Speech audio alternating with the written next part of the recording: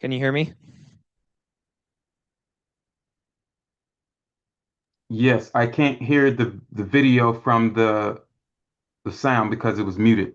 So play that again to make Did sure it's you going through. did you hear the first video? No, I just seen it. I realized that I couldn't hear anything because it was muted. Oh. Just hit Um, play. If you hit play, then I know I can hear it.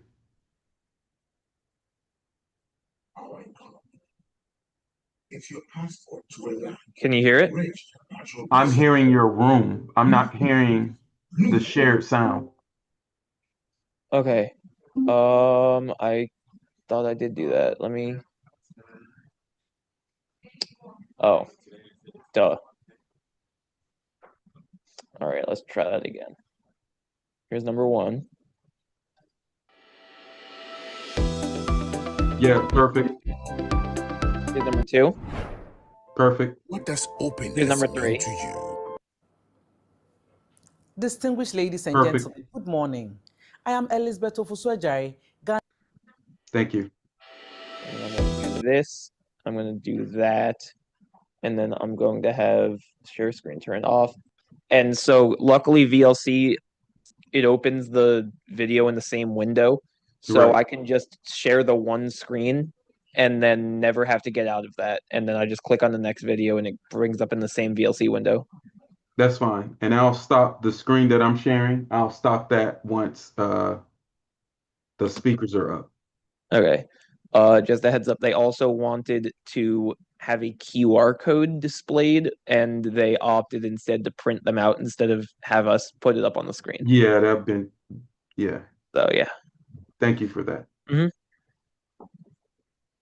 All right. Well, we can go back on mute, and that placeholder is on live stream, so that's good. Okay. You don't need to mute the room. As long as I mute this mic and this mic, no sound will come through because I muted the ceiling mics. That's fine. I haven't muted anything else. Everything else is muted from your end. Okay, got it. And can do I look fine? Like for Yeah, position and you everything? look. Okay. Yep, that looks good. Okay, perfect. All right. Thank you. Actually, hold on.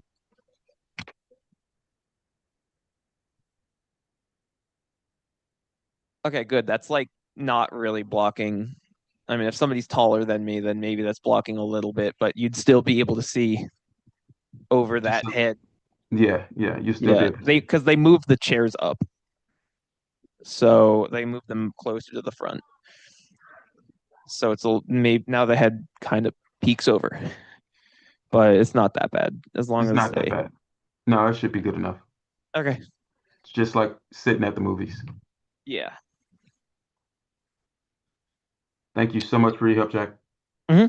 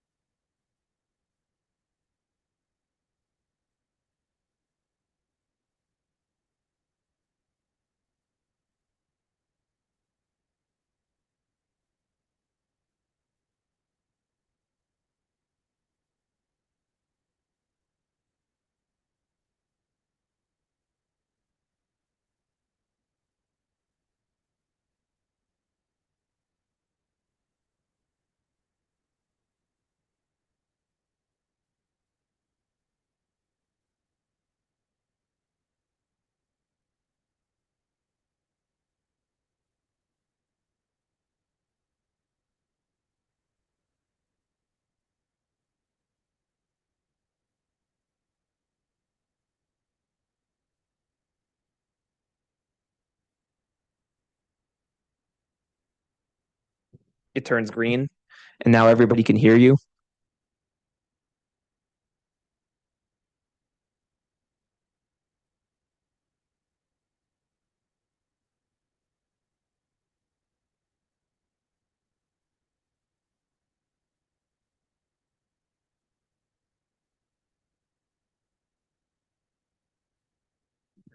And now everybody can hear you. The Zoom can hear you. Press the button.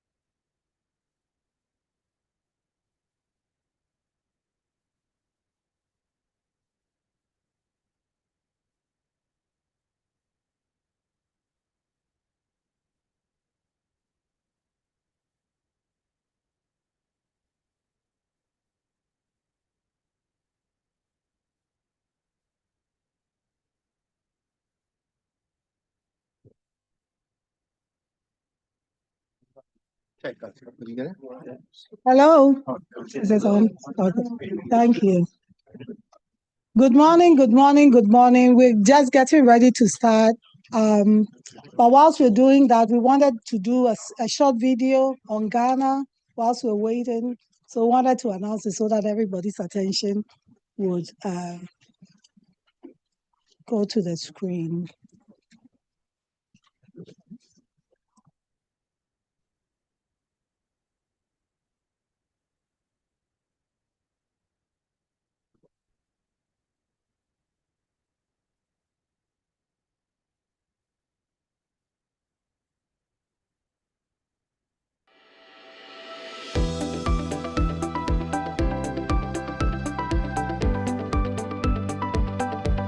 Cosmos is an exploration and production company.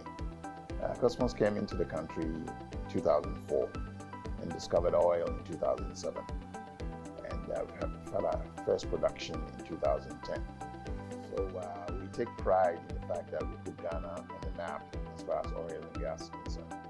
Well, doing business in Ghana is very easy because they create a good environment for you to come in to do that. So for what we have done, if you would ask that question as what is, it is like in terms of doing business in Ghana, I would say it's quite good.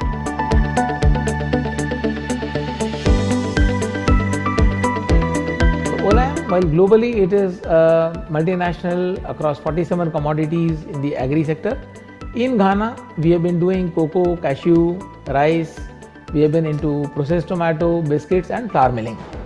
So Ghana has been a very pleasant and a positive experience for all the businesses we have done. Over the years, we have made massive investment in the country. Today, we have invested over $150 million in the country, over 4 manufacturing facilities and various supply chain businesses. And our experience has been positive all around. Very smooth country to operate in, very smooth country to bring investments into. A country which has a massive talent pool that we have been able to tap into, which has allowed us to have very localized management structure, and overall it has been a very smooth country to operate in, an easy country to do business in.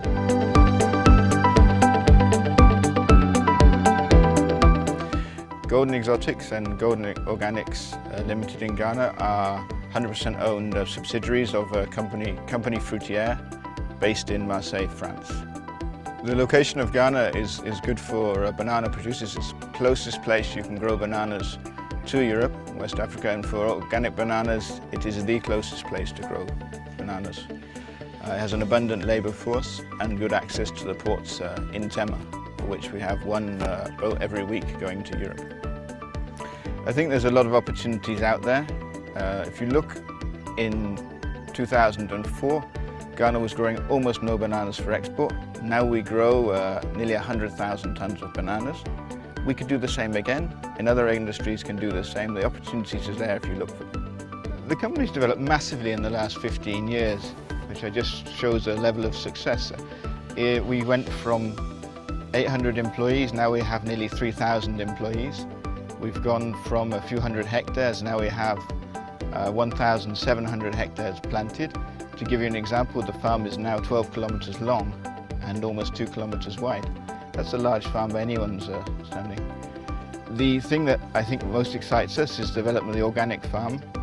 5 years ago it didn't exist at all, and now at 600 hectares it's one of the largest in the world.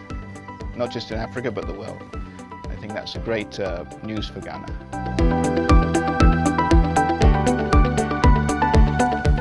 I will recommend Ghana as an investment destination in Africa because for us, having been here for 14 years and by our own experience, we think Ghana as a people are very hospitable.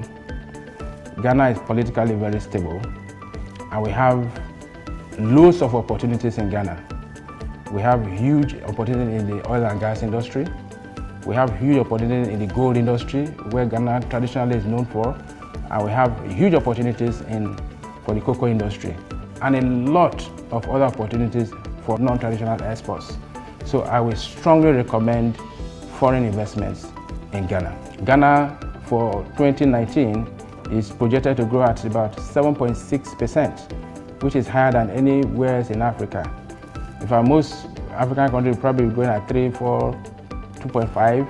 Most European countries are 2, 3. We are having a growth of 7.6%. That growth is opportunity itself for people who want to think about coming to Ghana. So now is the time. We love living in Ghana. We think Ghanaian people are one of the nicest people in the world. The safety of the country is really encouraging. Work has got its ups and downs, but we still quite enjoy what we do. Business flourishes, and we're very happy being here, and we don't regret investing in Ghana whatsoever. When I look at the technology or ICT industry, it is one that is growing at 20% year-on-year, closing 2018. Forecasted to also grow 20% this year. This is not growth that you see in a lot of the other markets. I think beyond that, when I look at the social aspects around safety, security, a lot of investments have come into Airtel Tigo, which our shareholders are confident to have in this country because of the safety and security of their assets. The Ghanaian fintech industry is one that shows a lot of promise. Closing last year, from a market penetration perspective, we were at about 50% of the entire market, which shows the level of appetite that exists within our consumer market. Opportunities exist today.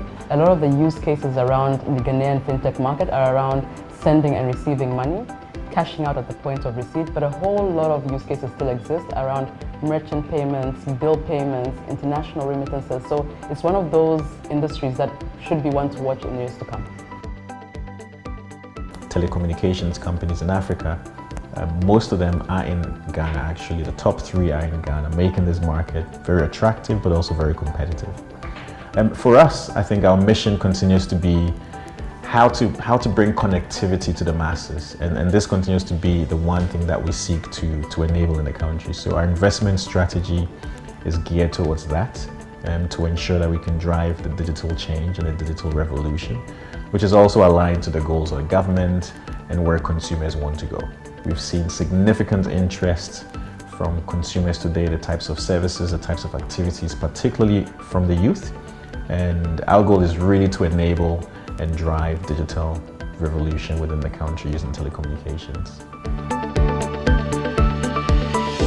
So the FMCG business in Ghana, I think, is a great business. It's a great opportunity because today people are coming, a lot of companies are coming, traders are coming with FMCGs, opportunities and product as well. It means that competition is becoming a little bit high and difficult. That is positioning us and telling us that we have to fight more because it's a good business in Ghana. So Guinness Ghana Breweries PLC is the only total beverage company in Ghana. We're currently listed on the Ghana Stock Exchange and a subsidiary of Diageo, which is the global brand that we belong to. Diageo is listed on the London and New York Stock Exchange. So Guinness Ghana, since establishing its business in Ghana for over 59 years now, has always positioned itself as a manufacturer and an employer first, and a beverage company second. Now, within the beverage company space, we have been able to source our raw materials, our local raw materials, for over 55% of all the products that we use within our production lines are sourced locally. What this means is that we're impacting over 25,000 farmers who are getting us crops to use for our productions, and this has an exponential effect of touching over 170,000 livelihoods across, and this is something that we're quite proud of as an operations in Ghana. Yeah, we're an international shipping line. We've got 235 ships. We've got a floating capacity of about 1.7 million TEU and over 2.5 million containers or TEUs. Okay, I think the main thing from our side since we started, which was in February last year, we've managed to increase our imports by over 50%. And I think this is very much related to us being on the ground here, so it's been a very positive experience. I think I would definitely recommend Ghana as a good investment opportunity in West Africa. The new terminal opening here for the container side is going to be a real game changer, and it's going to be really modern facilities. If I had to give advice to anybody who's going to be investing in Ghana, I think the first thing to do would be to get in touch with the GIPC and then get yourself an experienced lawyer who can walk you through the processes. It's going to be very straightforward. The Moinani's Group original flagship company called Poly Products was established in 1966, which is over 50 years ago. Our experience in the most recent adventures we've got into, the process of registering a company and setting up is very easy. It's efficient and fast. Since coming to Ghana, we've expanded in various different businesses. We started off with a small packaging unit, and over time we've added 4 different manufacturing entities, as well as distribution, foods, real estate and hospitality. Our experience has been that Ghana is not only Ghana, the population is catering to the whole wider ECOWAS region, which caters for over 100 million people. When investors look at branching out, especially if you don't have African experience, they hear the bad stories. Ghana has more good stories than anything else to portray itself. It's easy, and you're catering for a larger market than expected.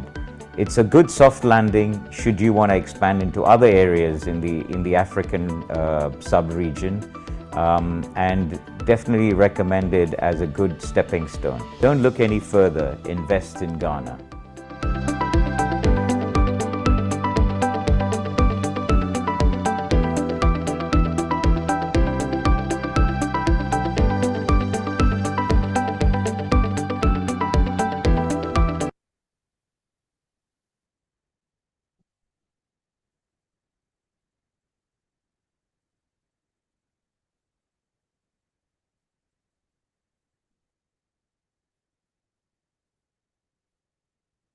Good morning. I know you guys have had breakfast, okay? So I expect a more energetic good morning. Good morning. Fantastic. My name is Florence Thorson Hart. I'm the president of the U.S. Ghana Chamber of Commerce.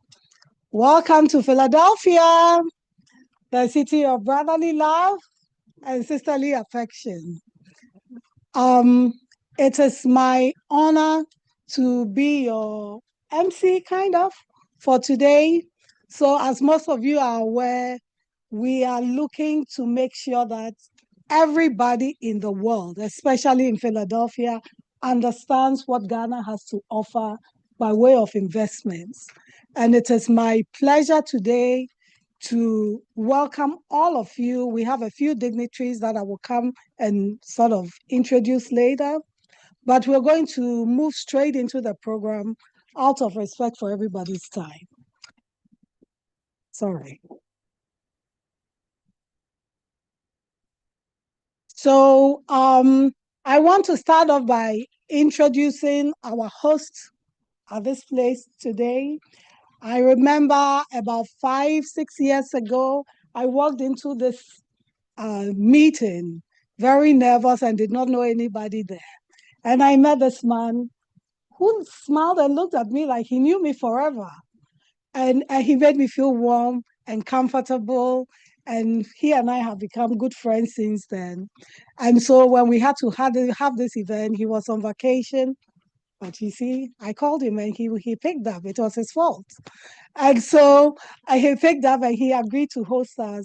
So ladies and gentlemen, it is my honor to invite Mr. Michael Pratt, shareholder at GT Law Firm, and our host for today, to bring us greetings. All right. Thank you. Thank you, Florence. I'm going to say is wow. Florence called me and asked me to host this while I was on vacation, by the way. And I thought, 25, 30 people, no problem. Well, that number kept going up and up and up. And I guess I didn't realize the significance of what it was that she was trying to bring together. But as I've learned more and more, all I can say is that I am privileged, my law firm is privileged to have you here with us, this investment forum here with us. for a number of reasons. And some of this is personal, that it is very important, I know, to the motherland, to Ghana, to make sure that there's economic advancement and prosperity that continues to come to the continent, but also that there are relationships that you are developing with the investment community in the United States, and particularly people who look like me, and I unabashedly unashamed to say that. The other thing I will say is that I am excited because I, as this little black boy from Pennsylvania, never thought I'd sit out here and see so many folks in one room in an office that I work for, and I am very proud that you are here.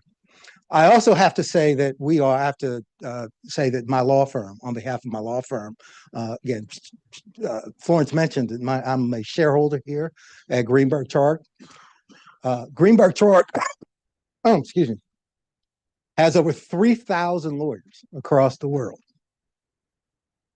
51 offices, and we serve any legal need that you can imagine. Let me repeat that. And with all due respect to any of the lawyers in the room, Greenberg Traurig is a law firm of over 3,000 lawyers with 51 offices throughout the world. Excuse me. And we can serve any legal need that you can imagine. So I have given the commercial for my law firm, and so they should be pleased that I've done that. And I'm just going to close. I don't want to stay too long. I'm just close. If you need anything, we're here to serve. We're excited excited to have you here, and hope that it is productive for everyone in attendance. So thank you again. Thank you, Michael. So today, I also wanted to let you know that the Ghana government and the embassy in Ghana, which is also part of the government, and the U.S. Ghana Chamber, and our partners for this event, which would be the Office of International Business Development, World Trade Center, U.S. Commercial Service, African Caribbean Business Council, the Embassy of Ghana, Ministry of Tourism in Ghana. We take this event so seriously that the government did not just send only the ambassador. We have 2 cabinet ministers joining us today, and a third one on Zoom. So I just wanted to let you know we're taking this very, very, very seriously. And so at this point, I am going to invite one of our partners, Mr. Thomas Young, President of World Trade Center, to come and give us brief remarks. So Tom.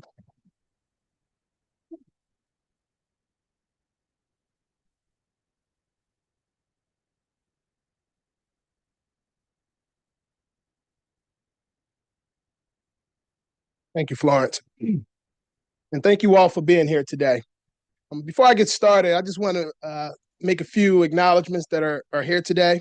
I want to acknowledge His Excellency Ambassador Victor Smith for being here today. Thank you for being here today. Obviously, I want to thank Florence and the U.S. Ghana Chamber for putting this on today and having me speak today. I really appreciate that and everything that you do for the city of Philadelphia and the Commonwealth of Pennsylvania. I also want to acknowledge Jovan Goldstein and Pierre Olivier, who are 2 board members of ours with the World Trade Center Greater Philadelphia. We also have a couple of our members here. We have Jeff G. I see Jamil Worthy, who's in the building, and I see Malik Majid, who's another member with his team from U.S. facilities as well, and I see a few others as well. Finally, I want to acknowledge Krista Bard and Peter Longstrike from the Council Corps, who'll be working with us as well, as you hear a little bit about what we're doing moving into the future.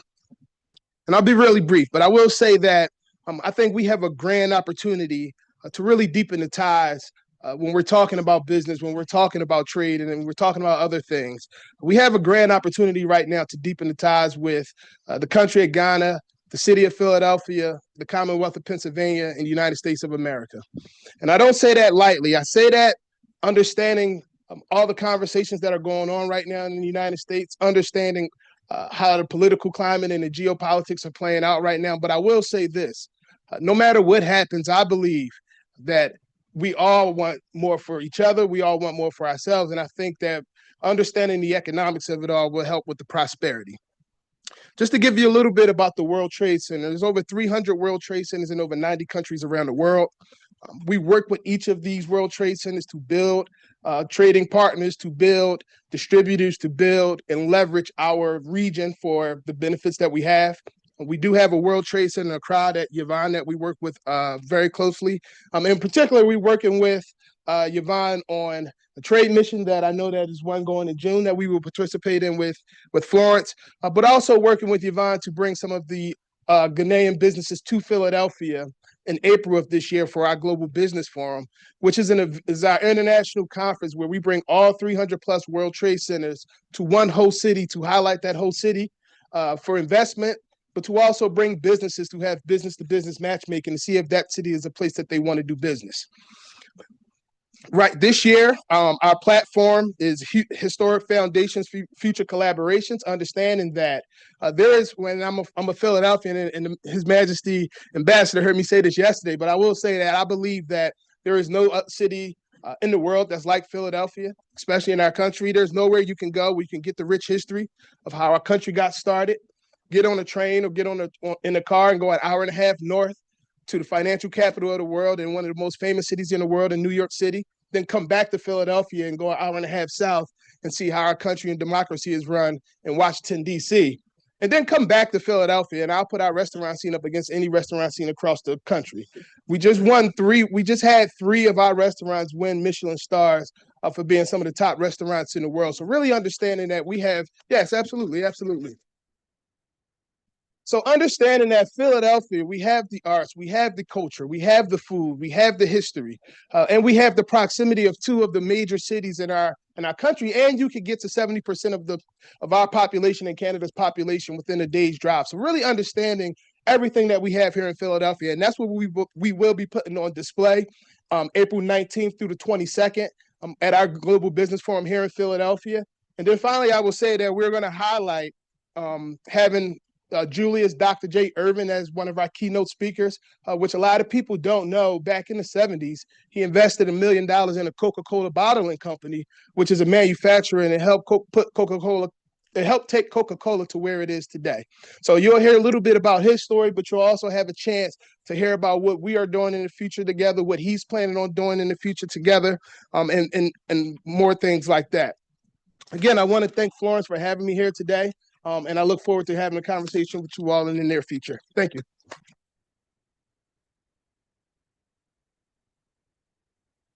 So it is also my pleasure to bring to the podium Miss Krista Bird, President of the Consular Corps Association of Philadelphia, to just give us a few.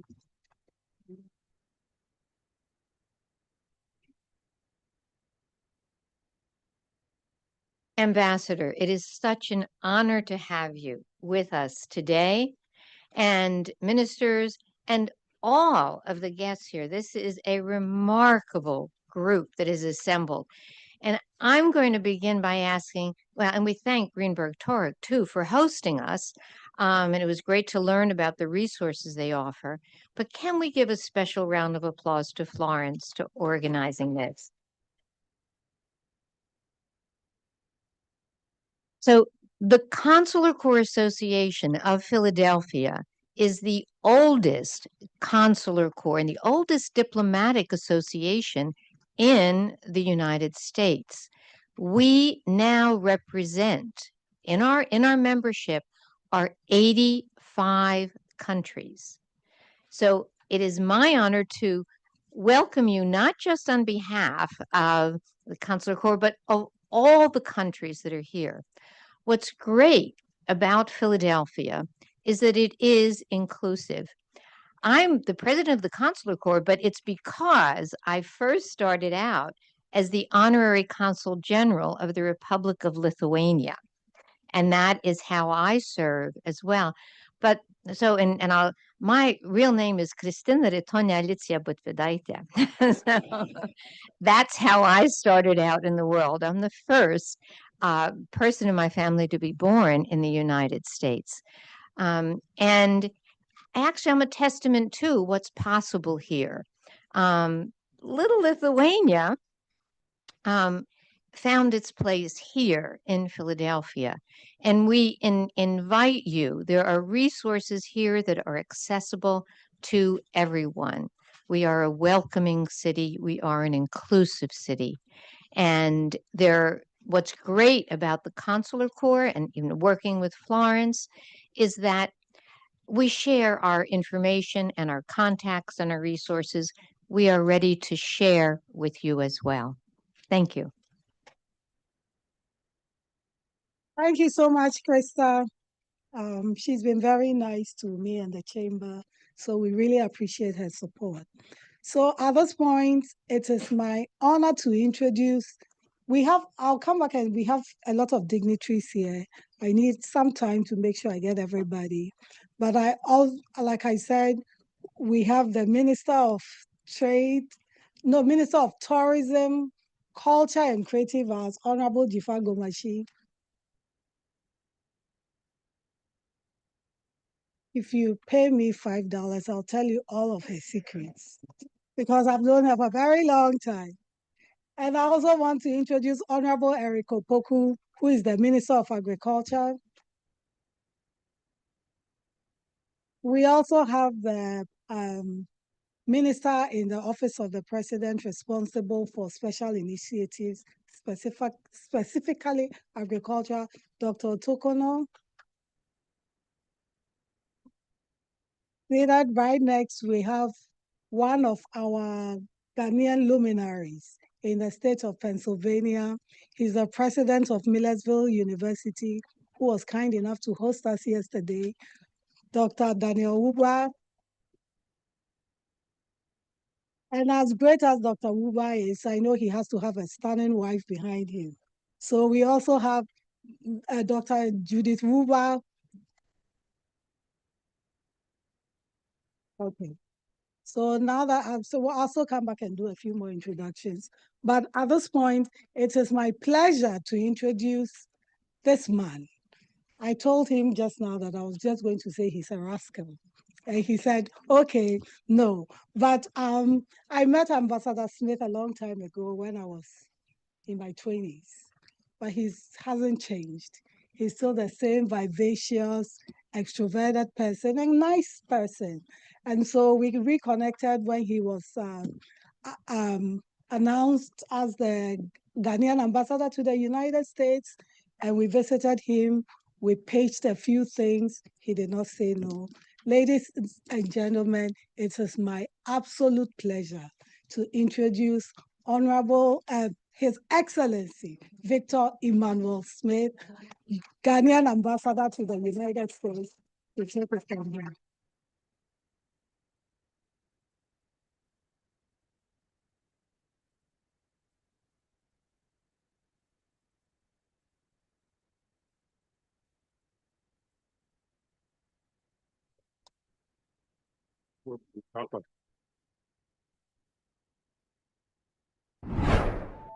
What does openness mean to you?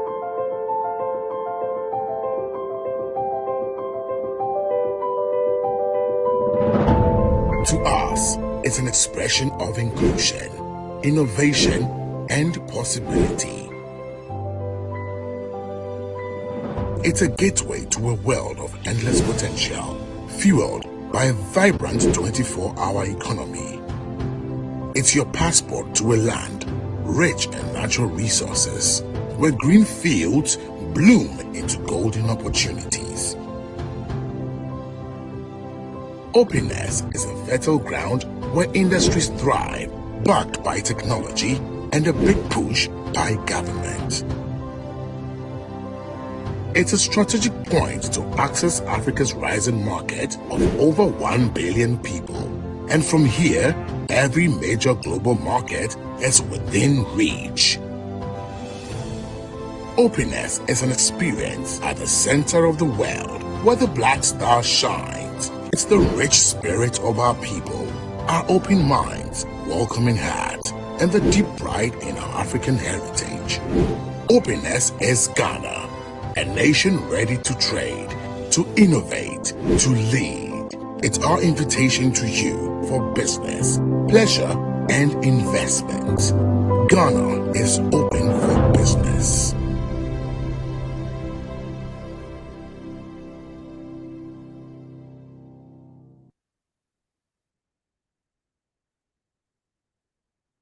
Good morning. I'm pleased to welcome you all to this forum today, the second of its kind since I arrived in the United States as an ambassador, Ghana ambassador to the United States. It's a great honor to address you today in this historic city of Philadelphia, a city that symbolizes enterprise, innovation, and the enduring power of partnership. I bring you warm greetings from the President, government, and the people of the Republic of Ghana. And I thank the U.S. Ghana Chamber of Commerce for collaborating with us at the Ghana Embassy in Washington to make this happen. Today, my message is simple, clear, and confident. Ghana is back on the path of macroeconomic stability, reform, and renewed opportunity, and we are ready to partner. Over the past 12 months, under the leadership of President John Dramani Mahama, Ghana has made remarkable progress in stabilizing its economy and restoring confidence, both domestically and internationally. Through disciplined fiscal management, expenditure rationalization, strengthened revenue mobilization, and institutional reforms, the government has stabilized key macroeconomic indicators, improved public financial management, restored credibility with international partners and markets, and created a more predictable policy environment for investors.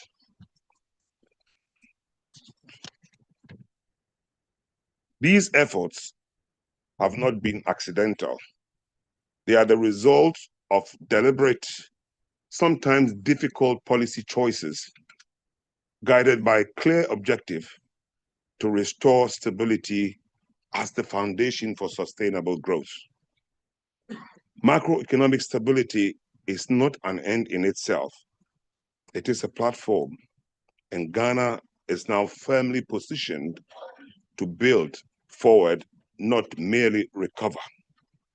Distinguished guests, ladies and gentlemen, Ghana's 2026 economic outlook is cautiously optimistic, aiming to transition from stabilization to growth, with projected GDP growth around 4%, driven by improved fiscal discipline, single-digit inflation, and a strengthening cedi, that's our currency. Though challenges like high debt servicing, global uncertainties, and rising utility costs persist, requiring careful fiscal management for sustained recovery. Key focuses include job creation, private sector support via tax reforms, and managing external debt obligations as Ghana potentially exits the IMF program. Going forward, distinguished ladies and gentlemen, the Mahama administration is focused on deepening reforms and accelerating productive investment, particularly in sectors that generate jobs, exports, and long-term value. Our strategy is centered on private sector-led growth, value addition rather than raw exports, skills, technology, and productivity, and inclusive development that delivers real opportunities for our people. This is where you, the American investor, and diaspora professionals come in. Ghana today offers clear, bankable opportunities across strategic sectors as follows.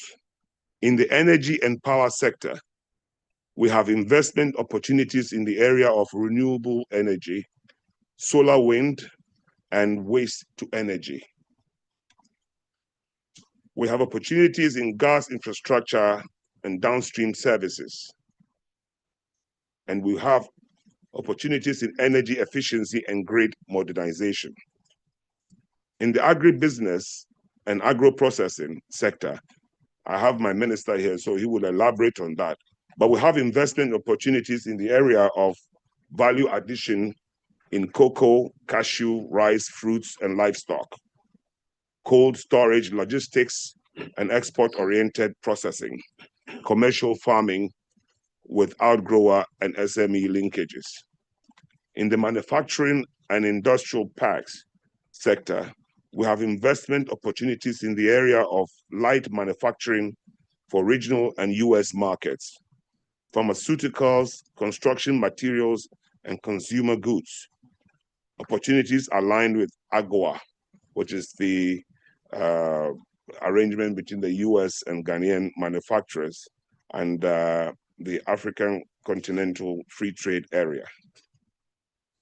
In the infrastructure and real assets sector, we have investment opportunities in the area of transport, ports, and logistics, affordable housing and urban development, public-private partnerships with transparent frameworks.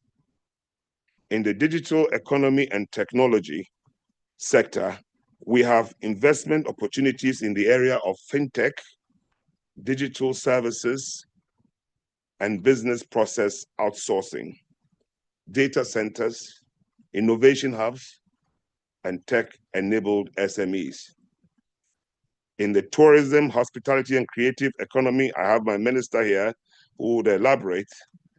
In this sector, we have investment opportunities in the area of ecotourism, heritage, diaspora tourism, cultural circuits, hotels, resorts, conference facilities, and leisure for infrastructure, film, music, fashion, and creative content with global appeal.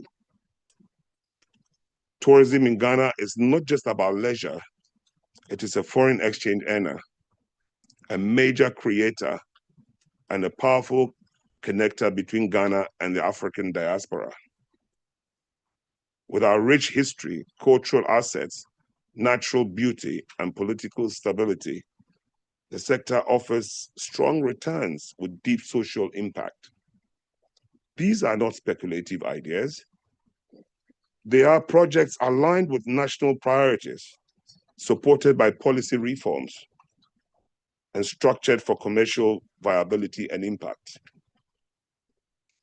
My vision on my mission in the United States is straightforward: to attract American and diaspora Ghanaian professionals and investors into strategic partnerships that create well-remunerated jobs and real opportunities, direct and indirect, for Ghanaians. We are inviting you to partner with Ghana in ethical, high-impact ventures that deliver returns while transforming communities, strengthening supply chains, and building human capital. This is not charity. This is smart, responsible capitalism, a win-win proposition. My special message to the Ghanaian diaspora, my fellow Ghanaians in the diaspora, let me say this clearly: you are not spectators. You are strategic partners in Ghana's next chapter. You bring capital, skills, networks, and global experience. When government, business, and the diaspora work together, Ghana's growth becomes not only possible, but unstoppable. The door is open. The framework is improving. The opportunity is real. Ghana is stable, ladies and gentlemen. Ghana is reforming. Ghana is open for business, and I mean serious business. We invite you to invest, to partner, and to grow with us. And not just for profit, but for lasting prosperity. Together, we can turn the opportunity into shared success. And I thank you, and I look forward to engaging with you in due course. God bless you.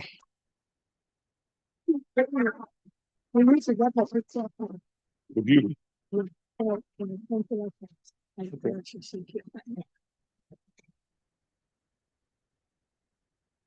Thank you. Thank you. Thank you so much. So much, Your Excellency. Done. Yeah. Thank you so much. Okay. So we're going to move into the cabinet ministers' presentations.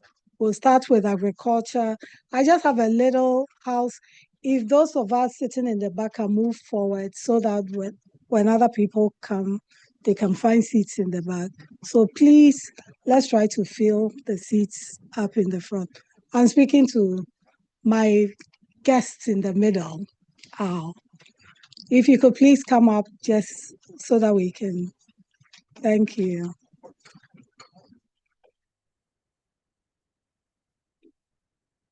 Oh, did I not ask nicely? I just want to pray anyway. Okay, I'm not going to sweat it. Okay, so at this point, it's my absolute. How many times have I said absolute today? Well, it is my delight to invite the Minister of Agriculture from Food and Agriculture from Ghana, Honorable Eric Opoku. I went to talk to him. I said, "What do you? We don't like to read bios, right? Everybody can read a bio. Tell me the one thing that you want people to know about you." He didn't give me anything, so I'm free to say whatever I want. So, but I can say he's been a member of parliament for over. He's a well. I mean that one. We want the one that is in the secret in the cabinet. So he's a farmer. He's very passionate about agri. He's been, in addition to being a cabinet minister, he's also a member of parliament, and he's done that for almost 20 years. Over 20 years, he served for a very long time. Ladies and gentlemen, let's give a warm welcome to Honorable Eric Opoku, Minister of Food and Agriculture from Ghana. Thank you very much, Madam Moderator, for this opportunity. Your Excellency, Ghana's Ambassador to the United States of America, Honorable Minister for Tourism, distinguished ladies and gentlemen. I'm so much excited for the opportunity to be part of this all-important program. This is very important to us because we are implementing a lot of policies in Ghana now, gearing towards modernization and transformation of Ghana's agriculture. And it's important for us to share the Ghana story and also highlight areas of opportunities so that all of us can have something to decide on. Distinguished ladies and gentlemen, agriculture remains the backbone of the Ghanaian economy. And then this presentation will be looking at agriculture as Ghana's major economic sector. And then also look at investment opportunities in Ghana, Ghana, your best destination for investment. And then if you decide to invest in Ghana, what incentives are available? And then we draw a conclusion. I believe that after the presentation, you know exactly what is happening in Ghana's agricultural space. And now, as I was saying, Ghana's agriculture remains the backbone of our economy, contributing 21% of our GDP and directly employing 38.3% of our working force. We have large tracts of arable land, various ecological zones with excellent soil, suitable for production of multiple crops and livestock. The total land area of Ghana is estimated at 23.9 million hectares, and 57% of this is suitable for agriculture. 57% of 23.9 translate into 13.6 million hectares. And as we speak today, we have 6.6 million hectares of agricultural land uncultivated. And then we are also saying that 1.9 million hectares of our agricultural land has the potential for irrigation development. We have 2 rainy seasons in the southern Ghana. Average rainfall is 1,207 millimeters. and one season in the northern sector. And so you could see that in the northern sector, we need a lot of irrigation infrastructure in order to ensure all year-round production. Well-endowed water resources, total length of around 6,917 kilometers, warm tropical climates. And then we have also tested our soils. And we know that we have the best soil for the production of stevia. Stevia is a plant that is used for the production of non-diabetic sugar. And because of diabetes, now people are drifting to non-diabetic sugar. So the demand for stevia is very, very high in the global market. And once we have the land, it's a huge opportunity for investment to take advantage of the rising demand. Then why are we saying that Ghana is your best destination for investment? One, we have a lot of natural resources. Ghana is the largest gold producing country in Africa. The largest gold producing country in Africa. When it comes to cocoa, Ghana is the largest producer of cocoa in the world. And when it comes to quality cocoa, what is called premium, Ghana is number one globally. And so when you go to the world market, Ghana's cocoa attracts the highest price. And then we also have Ghana has the third largest bauxite reserve. In Ghana, we have the third largest bauxite reserve in Africa. We also have oil. And you know, wherever you have oil, gas is a byproduct. The largest producer of tuna in Africa, and then fourth globally. Then again, when it comes to yam, Ghana is the second largest producer of yam in the whole world. Now, why invest in Ghana again? Ghana has been adjudged the best destination to invest in West Africa and sees on the continent, according to the Rand Merchant Bank, where to invest in Africa 2024 report. Now, the Rand Merchant Bank has won the accolade as the investment bank for Africa because of their solutionist thinking. And they reported that if you want to do business in West Africa, the first country you must look at is Ghana. Why? They are saying that we have excellent ecological conditions, various investment opportunities, and we have a government that is committed to supporting private sector development. Then, what promising investment opportunities? Specific ones. Now, when you take cocoa, for instance, being the largest producer of cocoa globally, we have been exporting raw cocoa to the world for a long time. Raw cocoa beans. So when you look at the statistics, Africa as a whole produces 70% of the world raw cocoa beans. But when it comes to the chocolate industry, which is valued at $130 billion, African share is just 1%. So it means that we've been exporting raw cocoa beans and receiving peanuts, something infinitesimal that we cannot even talk about. And then value is added and then sent to us at cutthroat prices. That explains why the producers of the golden pot cocoa are still wallowing in abject poverty. To be able to change the story, we have to add value. Once we have the raw materials and we have the capacity to increase our raw material production, what we are looking for now is investment in the space to add value, to process cocoa. Then we go to shea butter. Ghana produces the finest quality of shea nuts in the world. In fact, we produce 120,000 tons of shea nuts. And our processing demand for value addition is just 30,000. So here again, we are exporting shea nuts raw to the market. But when you go to the global market, prices of shea butter are skyrocketing because the pharmaceutical industries are expanding. The cosmetic industries are booming. And now there is high demand for shea butter for food preparation, all because it is established that shea butter reduces bad cholesterol and protects or improves good cholesterol. So it's now a major ingredient in food preparation. We have the capacity. We have the land suitable for it. We produce it in quantities, but we do raw export. We want value addition in the space. The market is already there. It's just a matter of taking advantage to add value and then make money out of that. Then we come to cashew.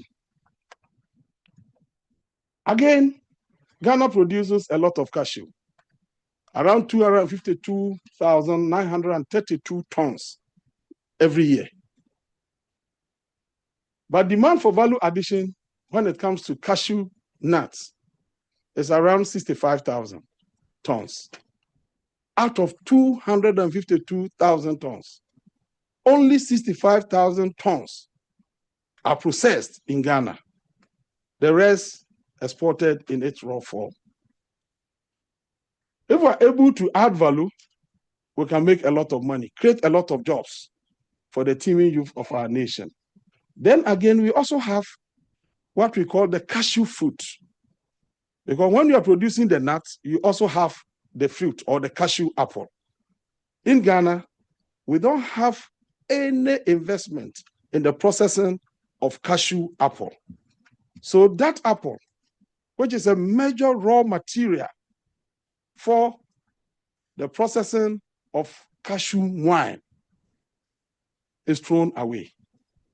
We need investments in the processing of cashew apple so that the farmer can sell the nuts and then also sell the apple.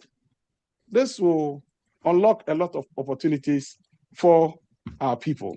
Then we come to foodstuffs. Rice, for instance. Ghana's total consumption is estimated around 1.5 million tons. And then production is around 600,000 tons. So Ghana is importing a lot of rice into Ghana. Here, demand is not a problem. We have the demand there, except that we are unable to produce to meet the demands of our people. We have the land ready, suitable for rice cultivation.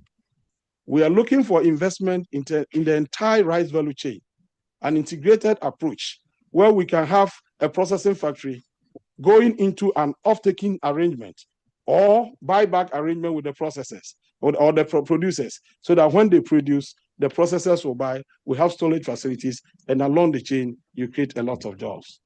Then we also talk about poultry. Ghana is one country that consumes a lot of poultry. In fact, our per capita consumption is estimated at around 14 kilograms. If you compare to our counterparts in Nigeria, they are doing 3 kilograms. Their per capita consumption is around 3 kilograms because they consume a lot of beef. But in Ghana, whether at funeral, whether we are celebrating parties, we are celebrating people, happiness or sadness, it is still the poultry that we use. And so consumption is very, very high. Unfortunately, production is very low.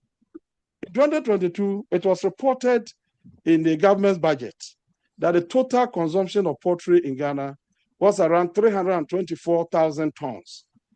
And our production was just 15,000 tons. That was just 4.6%. And we think that if we continue along this path, there is no way we can get our people out of poverty. We have to change the story by now looking at the entire chain, the entire value chain of the poultry sector, from production until it gets to the table for consumption. So we are looking for partnership in this area to scale up production to meet the demand of our people. And beyond that, we've also interacted with our counterparts in Togo, in Burkina Faso, in Cote d'Ivoire, in Nigeria. They are also still important. That makes the market very, very huge. So if you invest there, you don't target the Ghanaian market alone. You can also take advantage of all the countries around us and then scale up production capture the market and maximize profit. Then we can also talk about cassava. Ghana produces 26 million tons of cassava annually, far, far, far beyond our demand. And because we don't have processing facilities, most of these things that we produce go waste. Now we want processes. We want partnership to enable us add value. I went to Brazil, I interacted with President Lula, and they expressed interest in the importation of cassava from Ghana. We are exploring such opportunities so that the farmers will produce and they will not go waste. Other countries can take advantage of. We want investment in this space. The raw materials are available. Let's agree on what to do, set up a business, add value, and then we export to the outside world. Then quite recently, there is a development. For a long time, we've been told that our climatic conditions is not suitable for production of wheat in Ghana. But 2025 February, the Council for Scientific and Industrial Research, in partnership with Arima Farms, decided to test our soils and to see if they can develop a variety of wheat that thrives under our conditions. They have been very successful. And now we can report that Ghana is able to produce wheat. And the last test indicated that Ghana is now able to produce 4.7 tons per hectare of wheat. And this is meeting the standards, the global standard. That is what internationally it is done. So the space is there. We are now looking at how we can commercialize production so that we can stop the importation of 1 million metric tons of wheat annually. That is costing the nation $600 million. If we are able to commercialize production and bring the buyers and the farmers together, Ghana will stop importation of wheat and will be able to produce sufficiently to feed our people back home. And so we want investment in that space. The test has been done, the research has been completed. What is left is commercialization, which of course requires some kind of capital. And so we want investment into that space. Then we also have 3 crops. We have oil palm, we have mango, we have coconut, we have rubber. Let me share the story of coconut, because my brother Utukono is here and he is working on a coconut project. Ghana produces 504,000 tons of coconut every year. But demand for processing is just 6,000 tons. Demand for processing is just 6,000. So almost 500,000 tons we don't process. The raw material is there. No, it can be processed into so many things. Coconut oil. We can even look at desiccated coconut. We can also, so many things. So the opportunity is there. Rubber, for instance.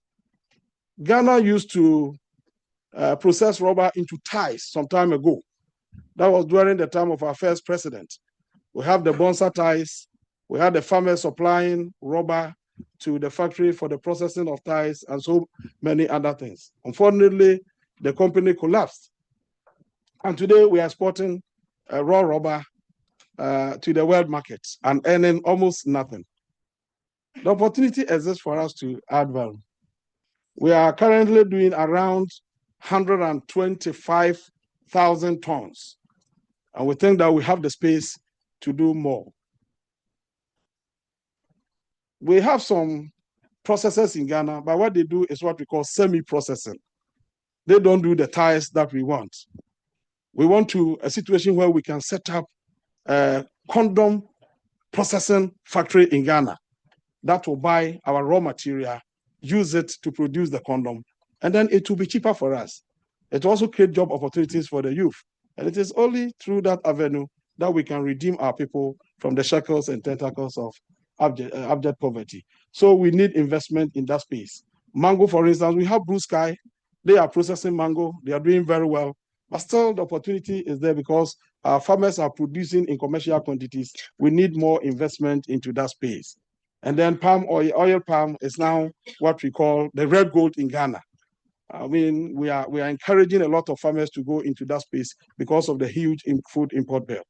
And so these are areas that individuals can take advantage and then invest in. Then if you want to invest, there are a lot of things that you look at. I've already indicated that government of Ghana is committed to supporting private investment.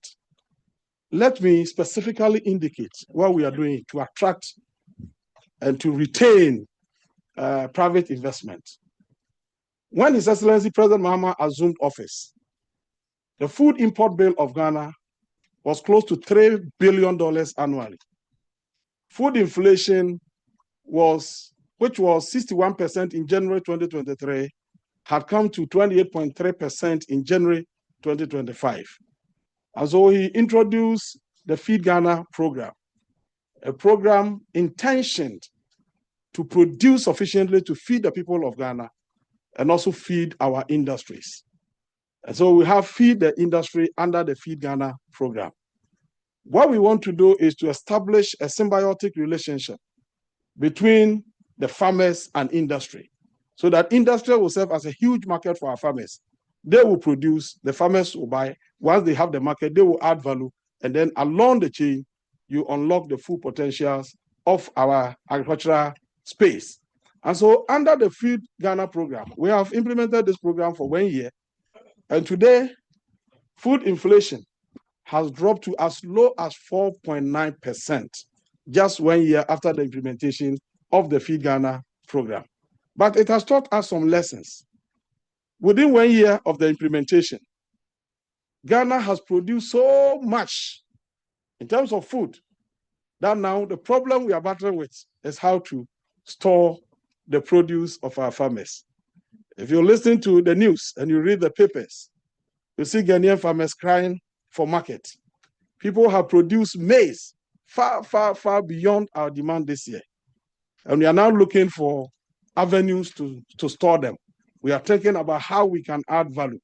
We are thinking about how we can even export to other countries that are in need. But to consolidate and to sustain the gains that we are making, we are introducing what we call the Farmer Service Centers. Farmer Service Centers. This is so critical and dear to the heart of Mr. President, because our farmer population is dominated by smallholder farmers. They constitute about 80%.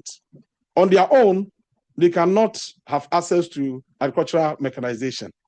And so we are establishing farmer service centers in 270 agricultural districts across the country. In every district, we create the center, put up the structure, and then we send to the center tractors, combine harvesters, and all the agricultural equipment that the farmers will need for their farming activities, so that the farmer can just walk to that center and then say that I am farming in this area. I belong to this cooperative. I need tractors. I need combined harvesters. I need this equipment for my farming activities. And the center will make the equipment available for them to use, whether they have money or they don't have money. Because when they harvest, once they are recognized as a cooperative, they should be able to pay to the center. So the centers are serving as one-stop shop for all the farmers. You go there for agricultural mechanization, access is unimpeded. You go there for fertilizer, agricultural input in the form of improved seeds, access unimpeded. You go there for agricultural extension service delivery, access unimpeded. And from this center, we are going to deploy digital tools, because agriculture and research, or science and agriculture, are inseparable. If you want to modernize agriculture, transform agriculture, you need to go with research and technology. Then we have also launched a program called Irrigation for Wealth Creation. So back to Farmer Service Center, we need more investment in this area. If you have the opportunity to supply tractors, to supply agricultural equipment, combine harvesters, tillers, and the rest that you can think of, you just have to link up.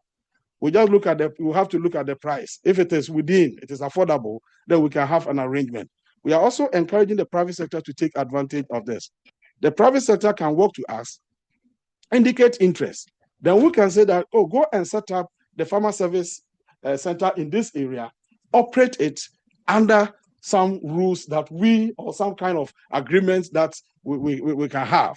If we are able to do that, every Ghanaian farmer, regardless of the location, and then regardless of the size that you own, you have unimpeded access to agricultural mechanization, which will eventually lead to increase in production and productivity. Then we are also saying that all the things that we are doing, we depend on the mercies of the weather. If the weather is not favorable, there's no way your investment can be lucrative in the agricultural space. And if you want to ensure all year-round production, you have to go for irrigation. So we have launched what we call irrigation for wealth creation. We believe that if we are able to provide irrigation, the farmers will be in production all year round. And that will ensure sustainable supply of raw materials for industrial operations. You have also launched what we call the 24-hour economy program. Under the 24-hour economy program, what we are saying that industries that have high demand for their products will now have to work for 24 hours. They are going to operate for 3 shifts in a day, 8 hours, 8 hours, 8 hours. So if the factory was employing 10 people, now that they are running 3 shifts, they will be able to employ 30 people. So it is a good way for increasing production, for increasing incomes, and also for arresting the challenge of unemployment in our country. And this can be successful only if agriculture is able to ensure continuous supply of raw materials. Then we are saying that all these things we are talking about, we need infrastructure to make it work. And so the government has launched what we call the big push. The big push is investing hugely, specifically in road infrastructure. Because Ghana Statistical Service reported to us that we are unable to bring food inflation down to 1 or 2% because of transportation difficulties.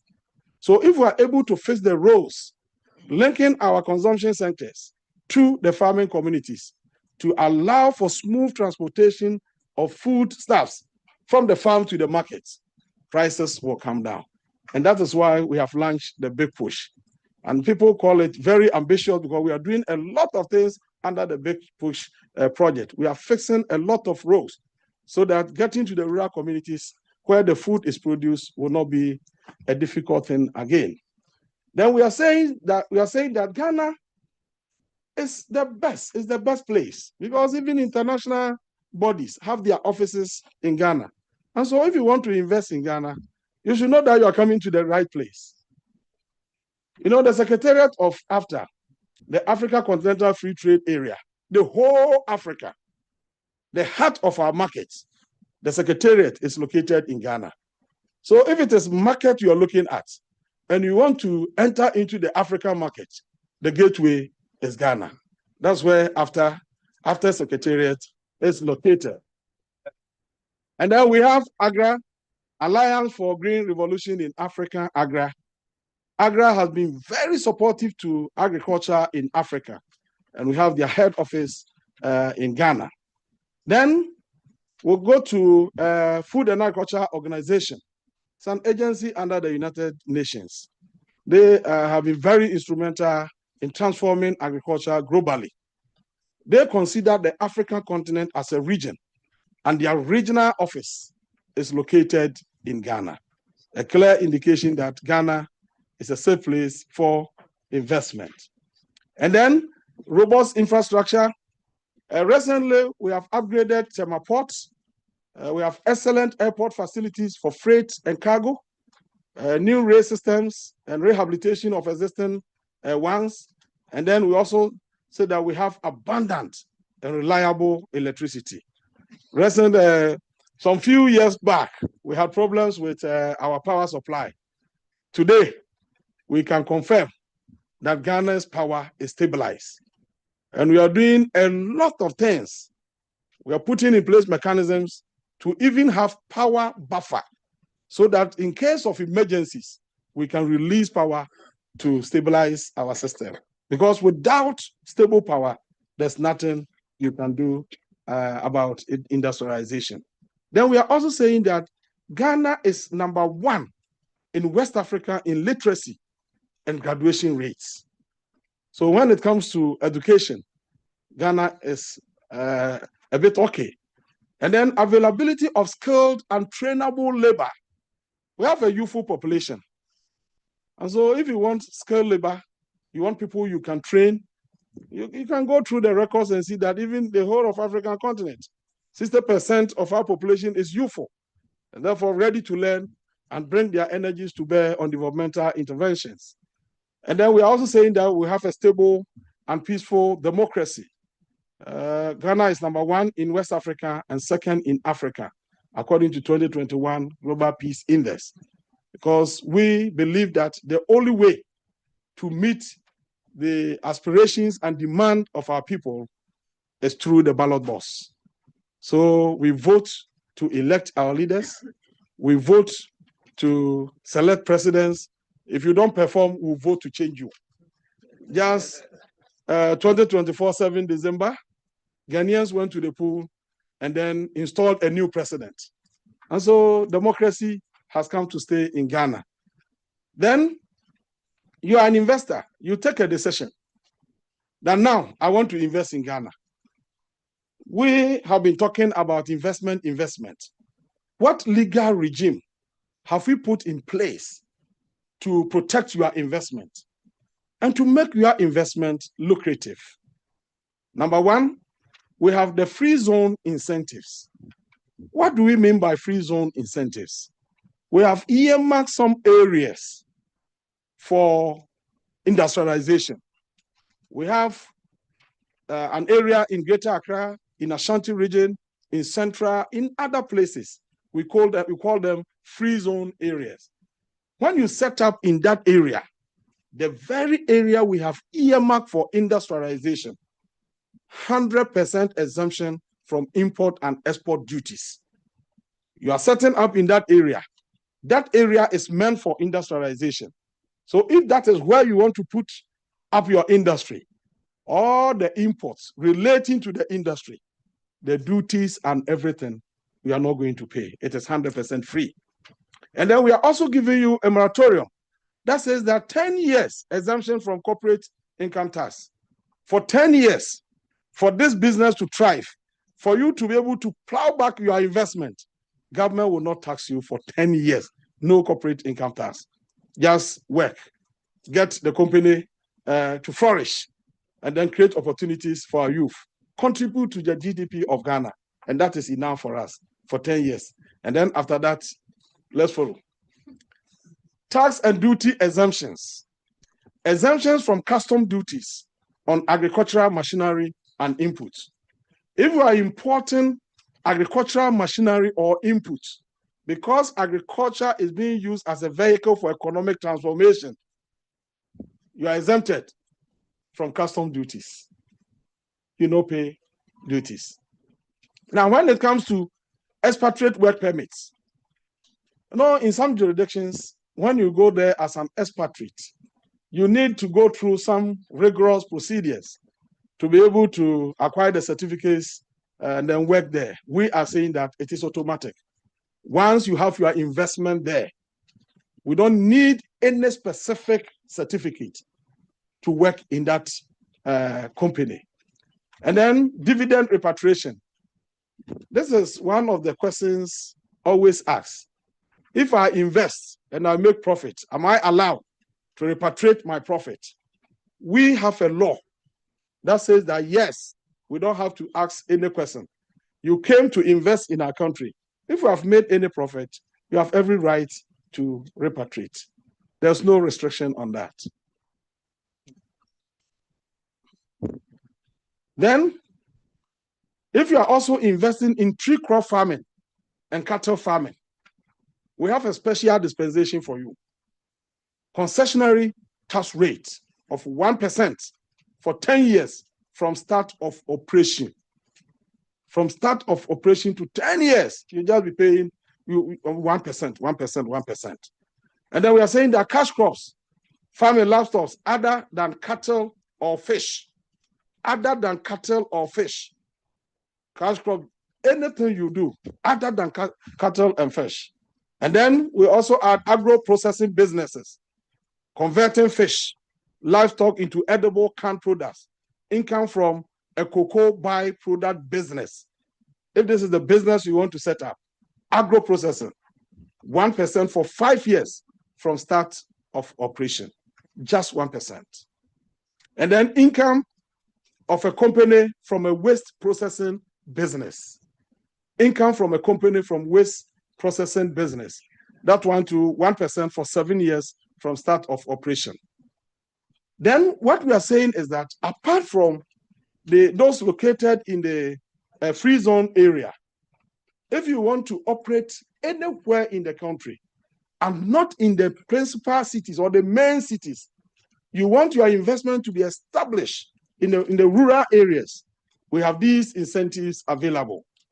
Now, if you want to establish in Accra and Tema, that's the industrial hub of Ghana. If that is where you want to be, then you pay 20%. 20% income tax.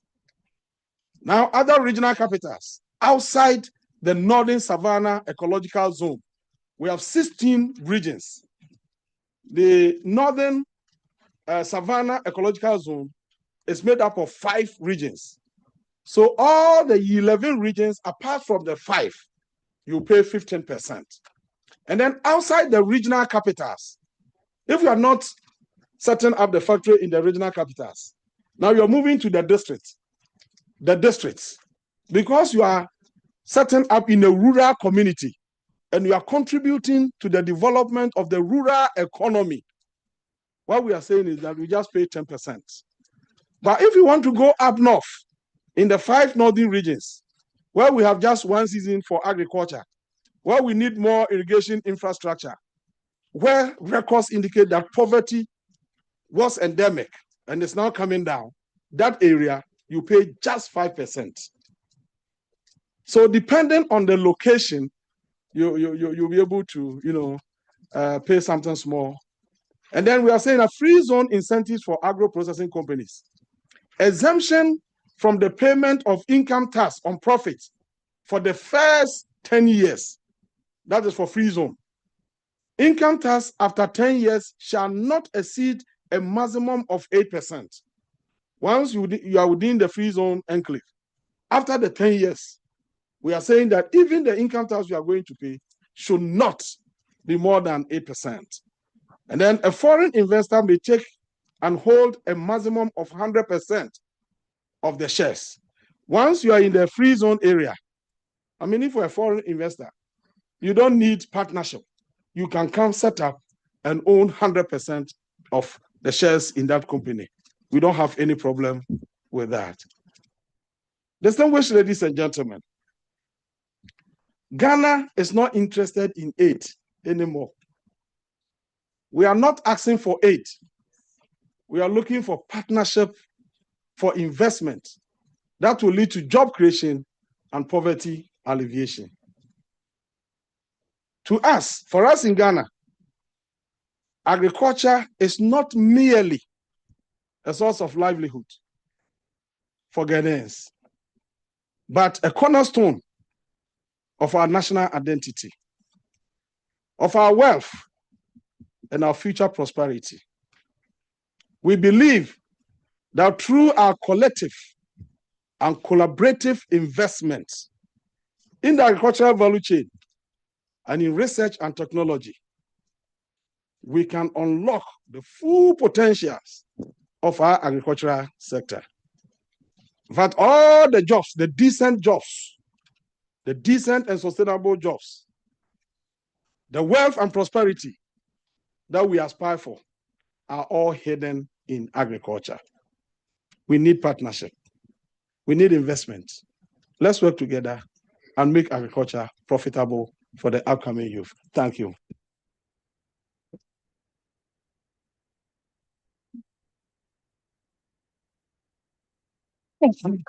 Thank you, Honorable Eric Opoku. I know a lot of you have questions. We will want to get through the presentations and then do the questions in one block. Actually, we have 2 Q&A sessions. So it is my pleasure to introduce the next speaker. I'm salivating at this one. I've known her. We've known each other since we were, 1920 in Ghana. I always joke that we thought we used to run Accra, but we are delusional, right? That's one of the things. When you're young, you think you can do anything. But ladies and gentlemen, you know I don't like reading bios. This is my very good friend that I absolutely, absolutely adore. That every time I go to Ghana, we hang out, and she's responsible for loading me up with all of the Ghana food that I need to bring. So it is my pleasure. I spoke to a few of you who went to Ghana for Dirty December and the vacation. She is the one responsible for all of the fun that you have. It is my honor to present Honorable Abla Jifagomashi, Minister of Tourism, Culture, and Creative Art, and my Okay, so there's something showing, so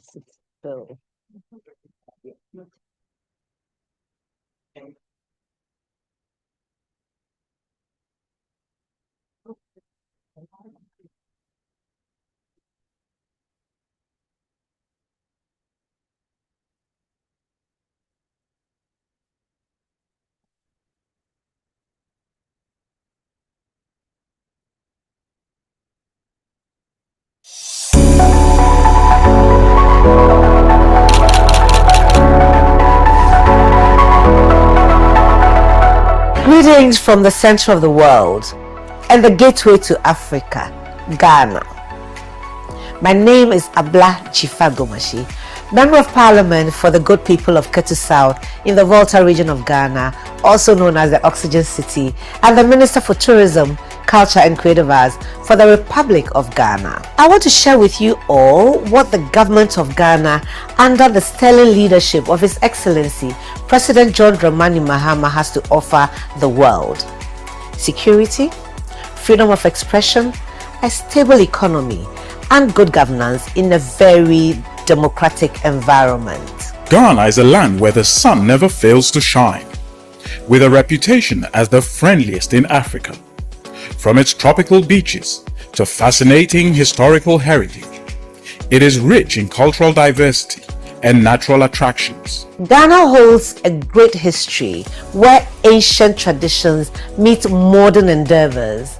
Just imagine dancing to high life, listed by UNESCO as an intangible cultural heritage of humanity, and bobobo rhythms, walking in Ghana's iconic kete cloth, also listed by UNESCO as a heritage cloth for humanity, walking through UNESCO listed heritage sites and discovering creativity in every corner of our country. Life in the cities moves to its own beat, setting the pace for work and pleasure.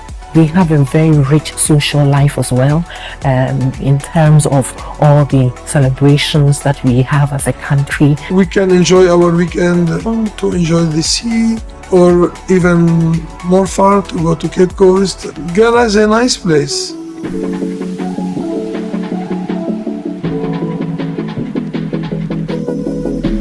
The long-term plan for tourism development has set goals to attract 2.45 million visitors to Ghana by 2022, doubling tourism revenues by the same year to $4.69 billion. Natural beauty, historic and cultural heritage, hospitality, safety, and stability are the strategic focus areas for tourism development. You need to experience Ghana through our vibrant festivals, rich history, creative fusion of music, fashion, film, theatre and craft, and our enviable warm hospitality. Experiencing the natural beauty of the landscape, the beaches, forests, mountains, forts and castles, while indulging in our local cuisine, which includes our celebrated Ghana Jollof. Think big. Think Ghana. That is the philosophy of Ghana's first president and the force behind his plans for the rapid industrialization of Ghana.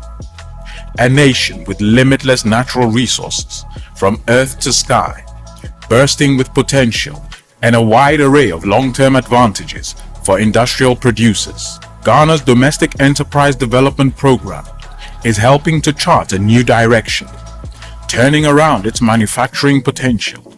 There's also a fast infrastructure development agenda on the side of the government to ensure that businesses that would come into the country do have the necessary support and facilities, to help them, kickstart whatever business ventures they want to undertake in Ghana. Ghana is a friendly business destination for business, but not only for business. It's a safe environment. It's safe for family to live here. It is politically stable.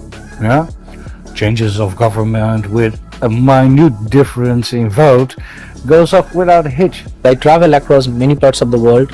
I feel is the safest place, and in fact, I advocate all the times that I don't feel safe in India when I'm there. I safe in Ghana when I'm here. So when I go back to any countries, when I come back home, it's like I'm back to home. Big hotel chains are entering the Ghanaian hospitality market. The Kempinski, the Movenpick, the Hilton, the Marriott are all lined up to establish a footprint in the country. It's hard to describe, but I knew from the moment I walked out of the airport at Kotoko that I was in the right place. And then what I also found out is, I have a pretty healthy sense of humor, and I found out if you have a sense of humor and patience, Ghana is a place you can really go far. Air transport has seen immense upgrades with an aim to make Ghana the regional hub for major international airlines. The numbers of visitors arriving in Ghana has increased steadily from 931,000 in 2010 to 1.1 million in 2014. From its beaches to its national parks, Ghana offers exciting ecotourism potential. Mole is relatively rich in the biodiversity. Mole is home to over 90 mammal species, 300 bird species, 33 reptile species, 9 amphibian species, over 120 butterfly species, and 740 vascular plant species, 4 of which are rare and 24 endangered. This land is rich with heritage. If we could do it, then you can do it. And it can happen in Ghana. Ghana is more than a destination. It is a land of enormous opportunities.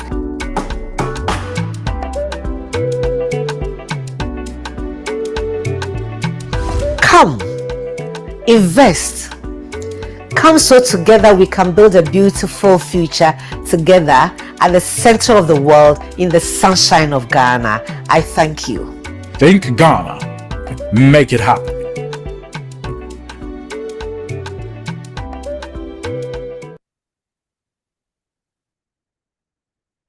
Hello, everybody. Now, I have a hangover, not from alcohol, though.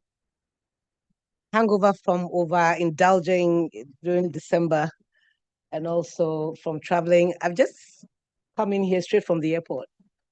So the hangover is good and bad at all, but it's a good mix. I bring you very warm greetings from His Excellency, the President of the Republic of Ghana, John Dramani Mahama. I did the video because I didn't think I'll make it to the US this time of the year. I don't like the cold. 3 layers of clothing, but I was born in the sunshine, so I thought I'll send the video and then stay in Ghana and hear your feedback. But then between...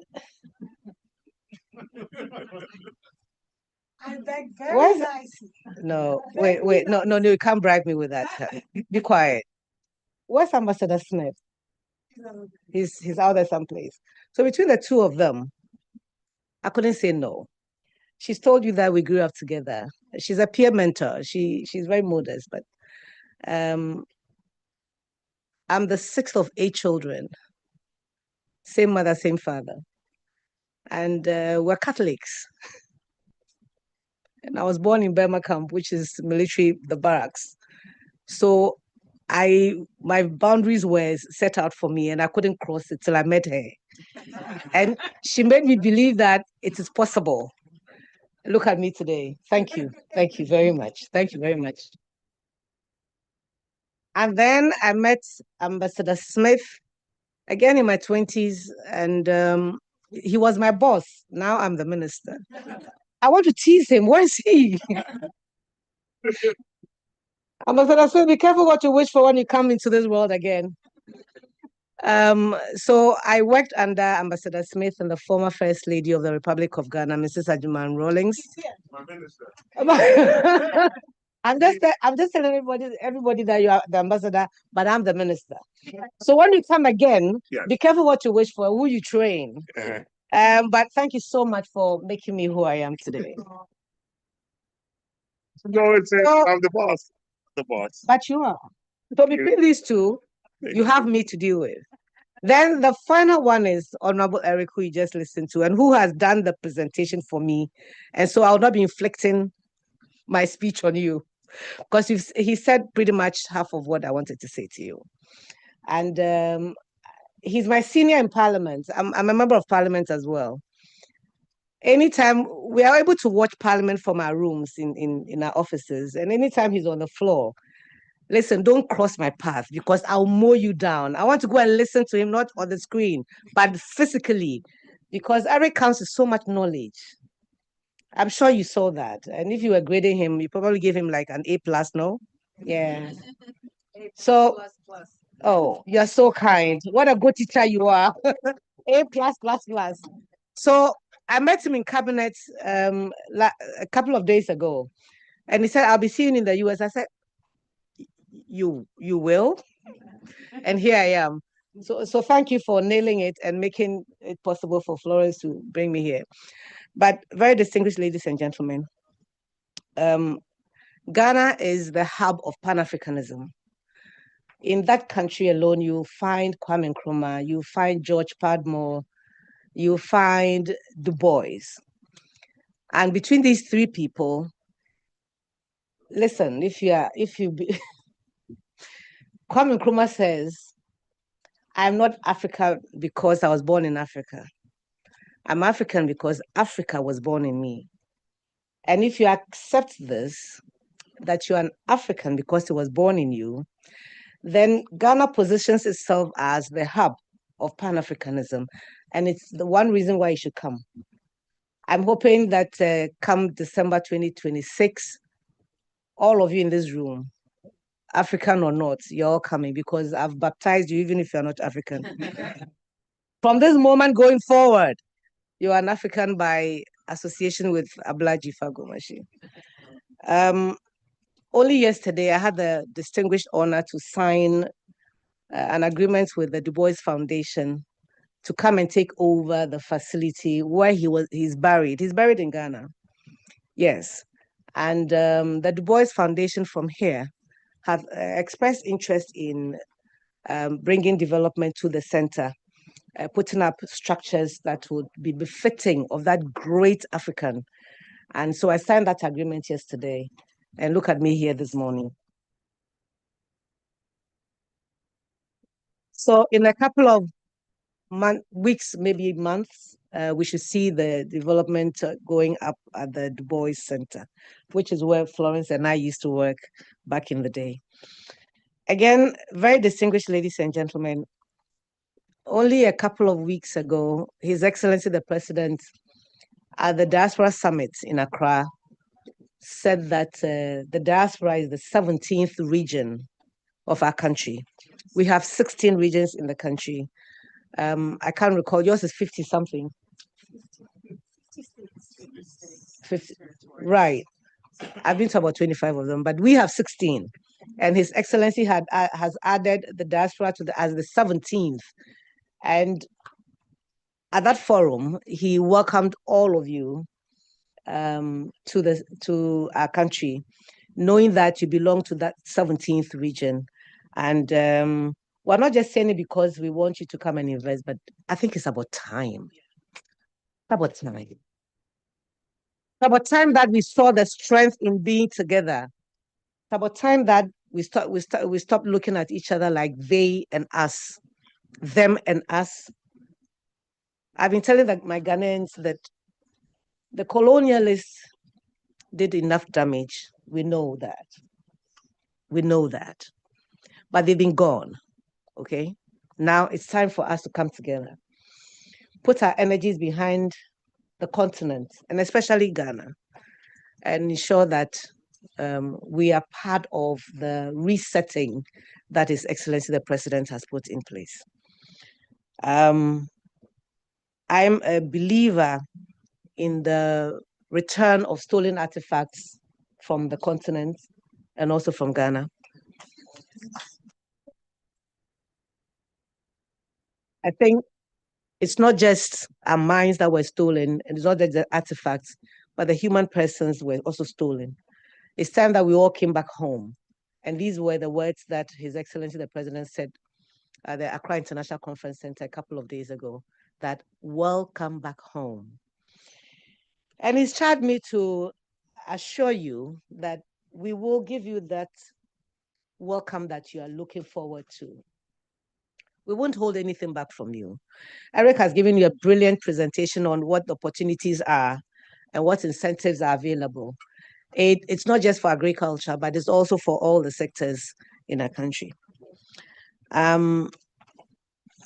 Last but not the least, this sector, tourism, culture, and creative arts, has the potential of keeping our young people on the continent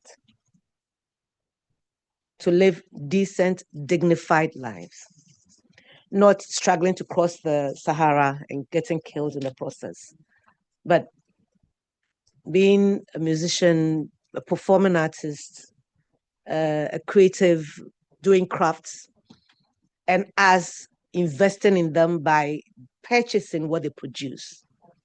And it doesn't matter where you are in the world. By a touch of a button, you can order stuff that are created by hand by these young, amazing creatives in our country. There was a lot of reference to Kente, which UNESCO has listed. It comes in different shades. I know you all don't like very bright colors like I do, but that's okay.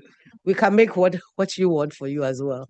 But I'm just trying to say that whatever your taste is, you can find a young Ghanaian artist to provide that for you. For those of you who were able to make it to GH, December in GH last year, hope you are recovering so that you can start saving towards your next trip.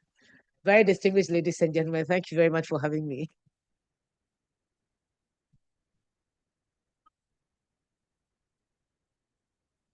Thank you, Honorable Jifa Gomashi.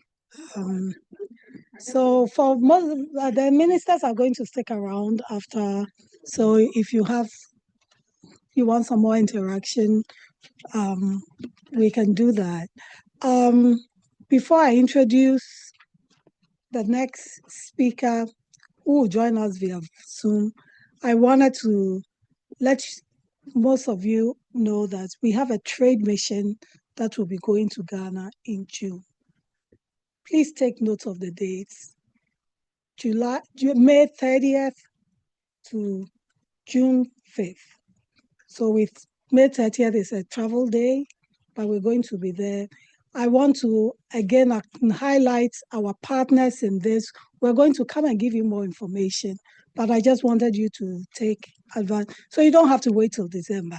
Is a point I'm trying to make. We're going for business, but we'll have a lot of fun. Jifa's ministry is one of our sponsors, so I thank her for that. I also wanted to let you know that the Philadelphia Commerce Department is going to Ghana with us on the trade mission. We also have World Trade Center. You heard Tom speak. We have U.S. Commercial Service. You know, there's these certifications that some businesses want. They are also part of it. We have Senator Sharif Street, who has been a staunch partner of the chamber at a time when nobody even knew who we were. So Aisha would also come and speak later. We have the Embassy of Ghana, and we have African Caribbean Business Council to be partners. I'm sure I'm missing some, but I'll come back. So at this point, we are getting ready to listen to the Minister of Trade, Agribusiness and Industry. She is joining. She was in the States and had to go back. So we thought we should have some consideration and not bring her back on another 10-hour flight back to the States. So we are going to listen to a video and then she's going to join us via Zoom to make brief remarks. So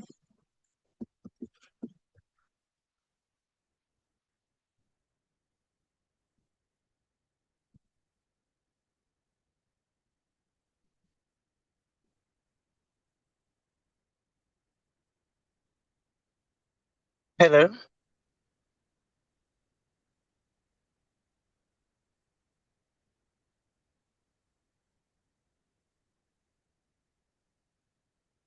Distinguished ladies and gentlemen, good morning. I am Elizabeth Obus.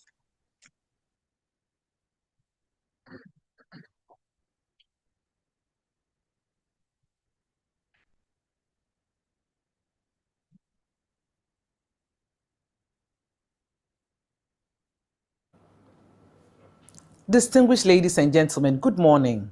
I am Elizabeth Ofusuajai, Ghana's Minister of Trade, Agribusiness and Industry. I bring you warm greetings from the President of the Republic of Ghana, His Excellency John Dramani Mahama, and the good people of Ghana. For generations, Ghana and the United States have shared a deep partnership rooted in shared values of democracy, innovation, and entrepreneurship. From U.S. support in education and health to investment in energy and agriculture, American expertise has been instrumental in Ghana's progress. Today, as we gather here in this historic city of Philadelphia, the cradle of American independence and liberty, we stand at a threshold of a new era, where U.S. capital and technology can unlock unprecedented growth in Africa. I come to you today with a simple but powerful message. Ghana is America's greatest investment destination in Africa. Ladies and gentlemen, let me share some compelling facts that explain why this moment is exceptional. First, our economic momentum is remarkable.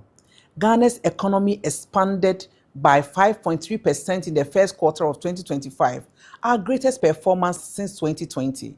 Under President John Dramani Mahama's leadership, we have restored macroeconomic stability, regained investor confidence, and are implementing transformative reforms to reset Ghana's economic trajectory.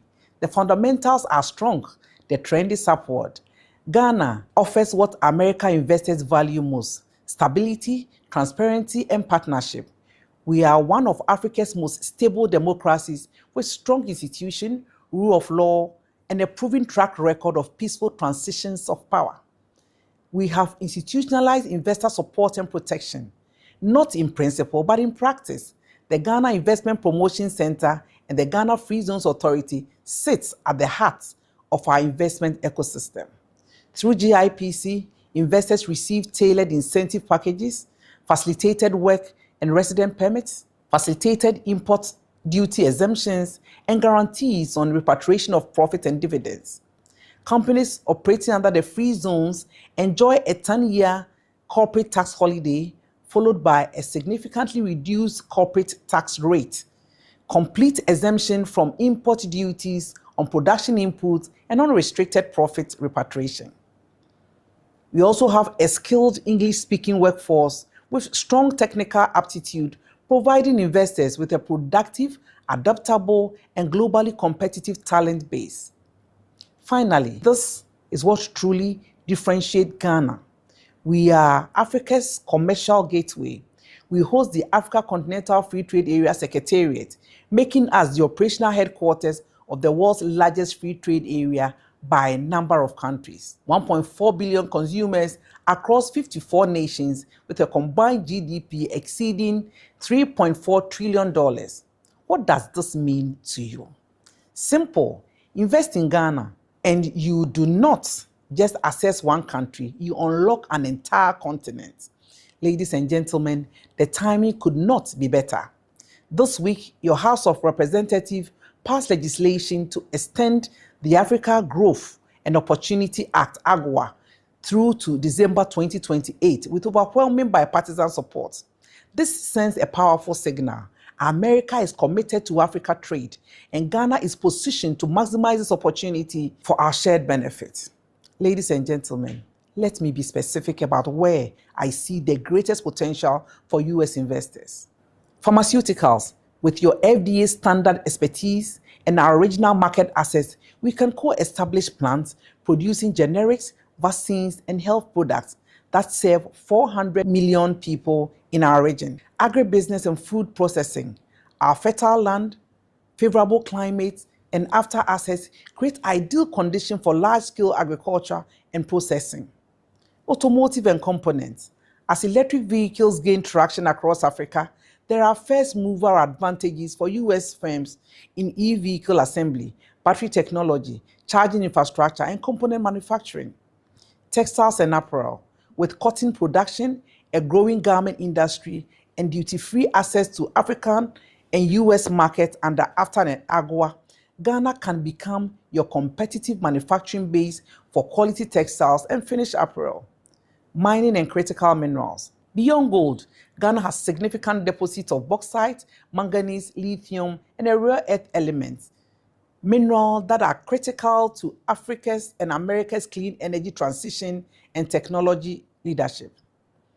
Digital services and fintech. Ghana has one of Africa's most dynamic tech ecosystems.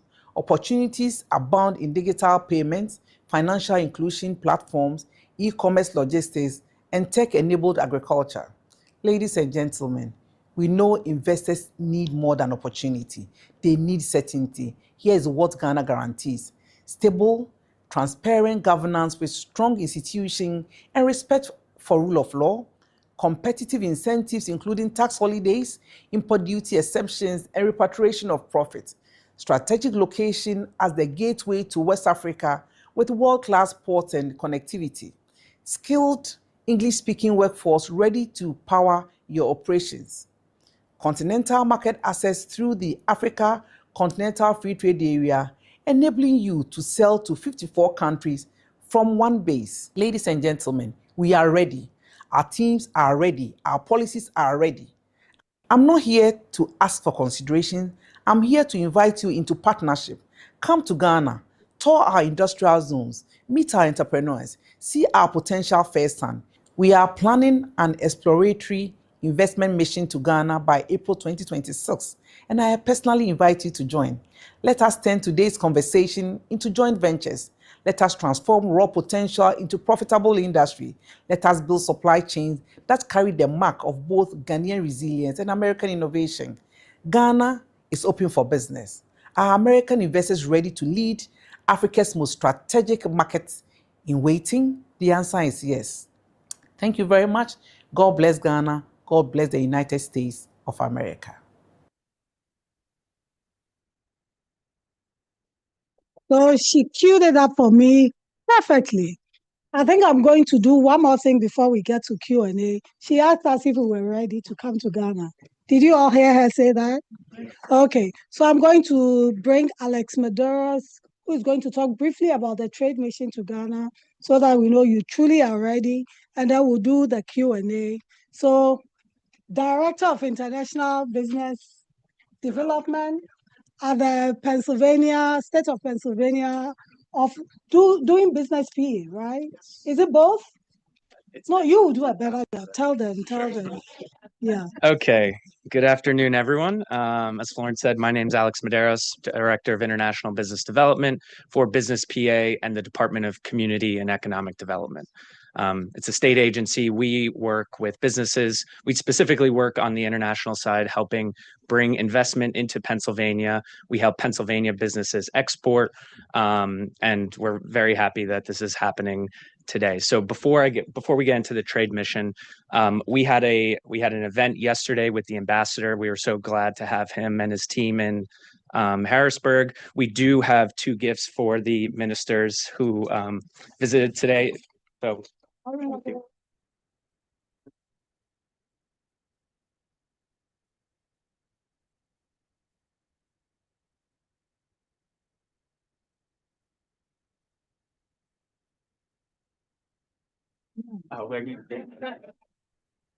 So yeah, thank you so much for taking the trip here, and on behalf of Governor Shapiro and DCED Secretary Rick Seiger, welcome to Pennsylvania and to Philadelphia.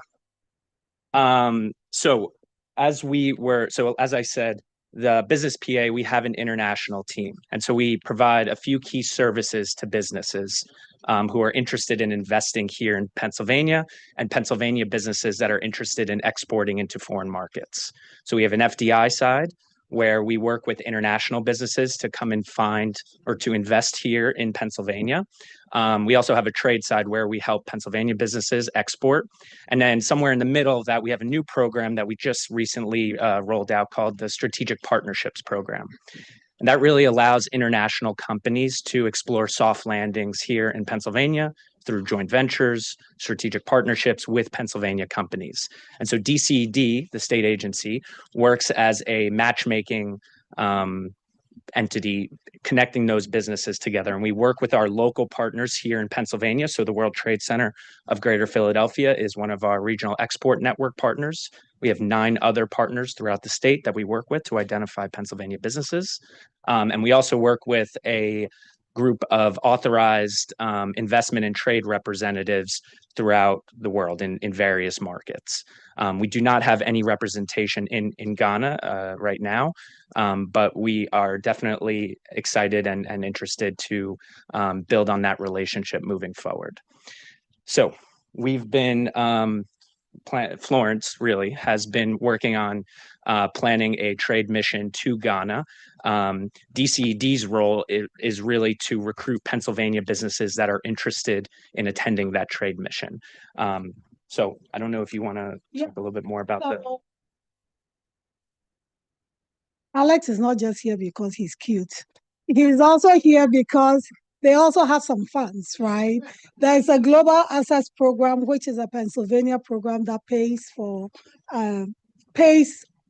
it's a grant for companies that are looking to explore international business opportunities. The grants are up to $10,000 per company. And so they are going to offer that. We are going to put up the link for the registration for the trade mission. It's on a first come, first served basis. So if you want to go, please register quickly. There's no guarantee that everybody will get it. It's not infinite money. So that is why he's here. U.S. Commercial Service is also offering their gold key service. Tony. So they are also offering their gold key services and other due diligence and insurance services. We understand that this may be a new market for some people, and so there's additional due diligence that may be required. Tony, right? You want to say? Sure, yeah. This is Tony Poole, International Director for U.S. Commercial Services. You are the acting director, right? For Philadelphia. Yes. Okay. Say something. Thank you, Florence. And sorry, I was here, but then I had to sneak away to take a call. But I'm with the U.S. Department of Commerce, with the federal government Commerce Department, and so we are the export promotion arm of the Commerce Department, meaning that we help U.S. companies to sell overseas. And so when Florence mentioned the U.S. Embassy in Accra, those are our counterparts to help U.S. companies understand whether there's market potential, connecting with buyers, connecting with partners, government representatives, and just different services to help understand how you can tackle both sides, right? So both exporting to the market as well as investing into the U.S. And that through that, the latter part is through our sister agency, the Select USA. And so, happy to chat afterwards. I don't want to take too much time, but thank you, my man. That's good. Good. So yeah, so that is why we gave you these forms, right? We wanted you to complete. We want to know who you are, what opportunities you'll be looking for in Ghana. So we have this beautiful young lady here. Her name is Linda. She's going to move around and collect the completed forms. And if you did it online too, that's okay. If you scan the QR code. So and also, I don't know if you got these flyers too. So we want to encourage you all to be members of the U.S.-Ghana Chamber of Commerce. These are some of the benefits we offer. We have a contract with the City of Philadelphia to make recommendation for grants, mortgages, services, and stuff like that. So please take a note of that. So having said that, as the young lady moves around, if you have one of those forms, just raise your hand and she'll pick it up. So at this point, we go into the Q&A section of, please keep your comments very brief, or your questions, not comments, questions, brief.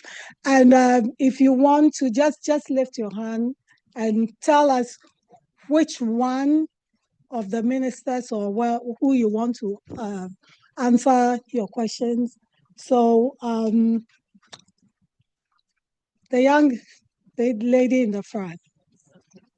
Do we have a mic?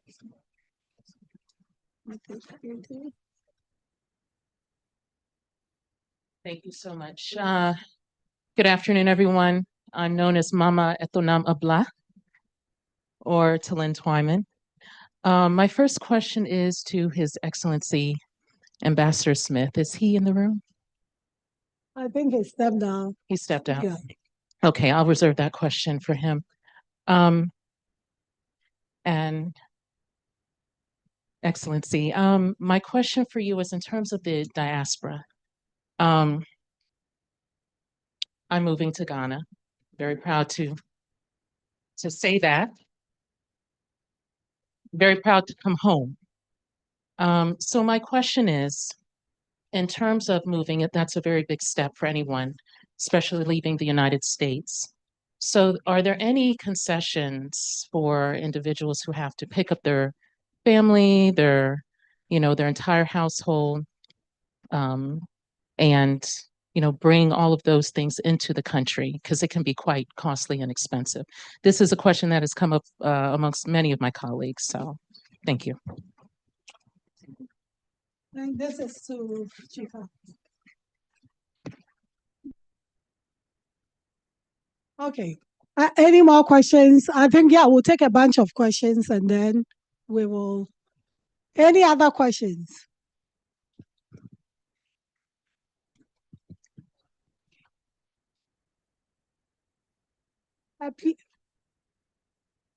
Thank you, Florence.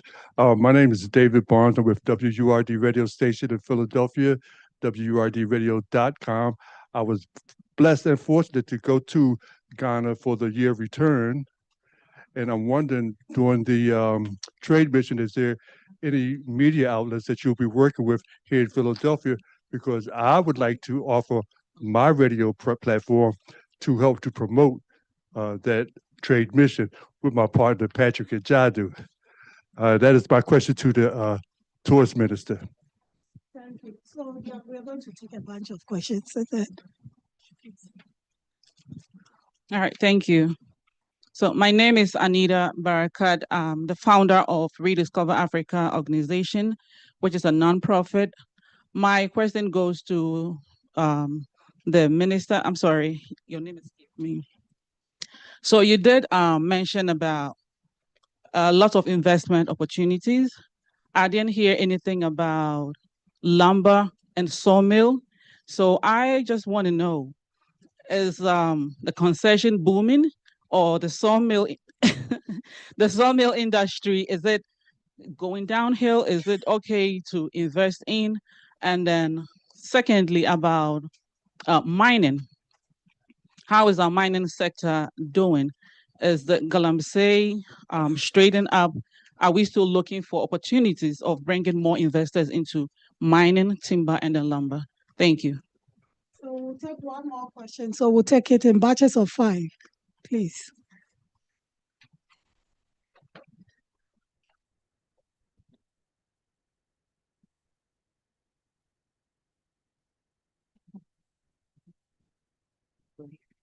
Hello, everyone. My name is Hadia Barakat. That was my mom that just spoke, Miss Anita Barakat. So my question is, it's just general, not really directed to anyone. So regarding the youth, it was mentioned that there's a very vibrant youth that's quite knowledgeable and ready to learn.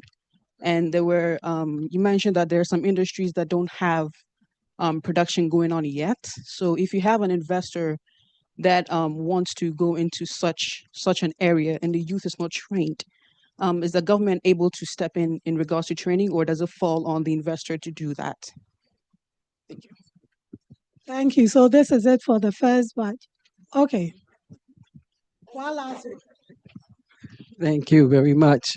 My name is Tahir Yahuma, and I want to say one of the areas that I didn't hear about investment in Ghana is Ghana's educational institutions. I decided I wanted to go to a historically Black college, and we have them fabulous ones in the United States, but I said, oh, okay, let me go to Ghana. That's a historically Black college. So I graduated, did my PhD at the University of Ghana.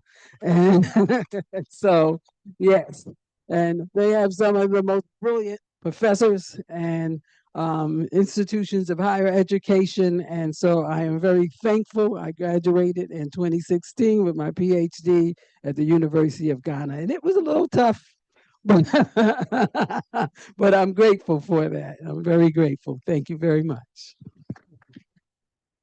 So since you mentioned education, I know Dr. Wuba is not on the program to speak, but since he's the president of Millersville University, and we also have Timothy Welbeck, he's also with Temple University in the back, I would encourage you to also chip in. So your excellent, your honorables, you want me to bring you the mic or you want to come to? Yeah, please come.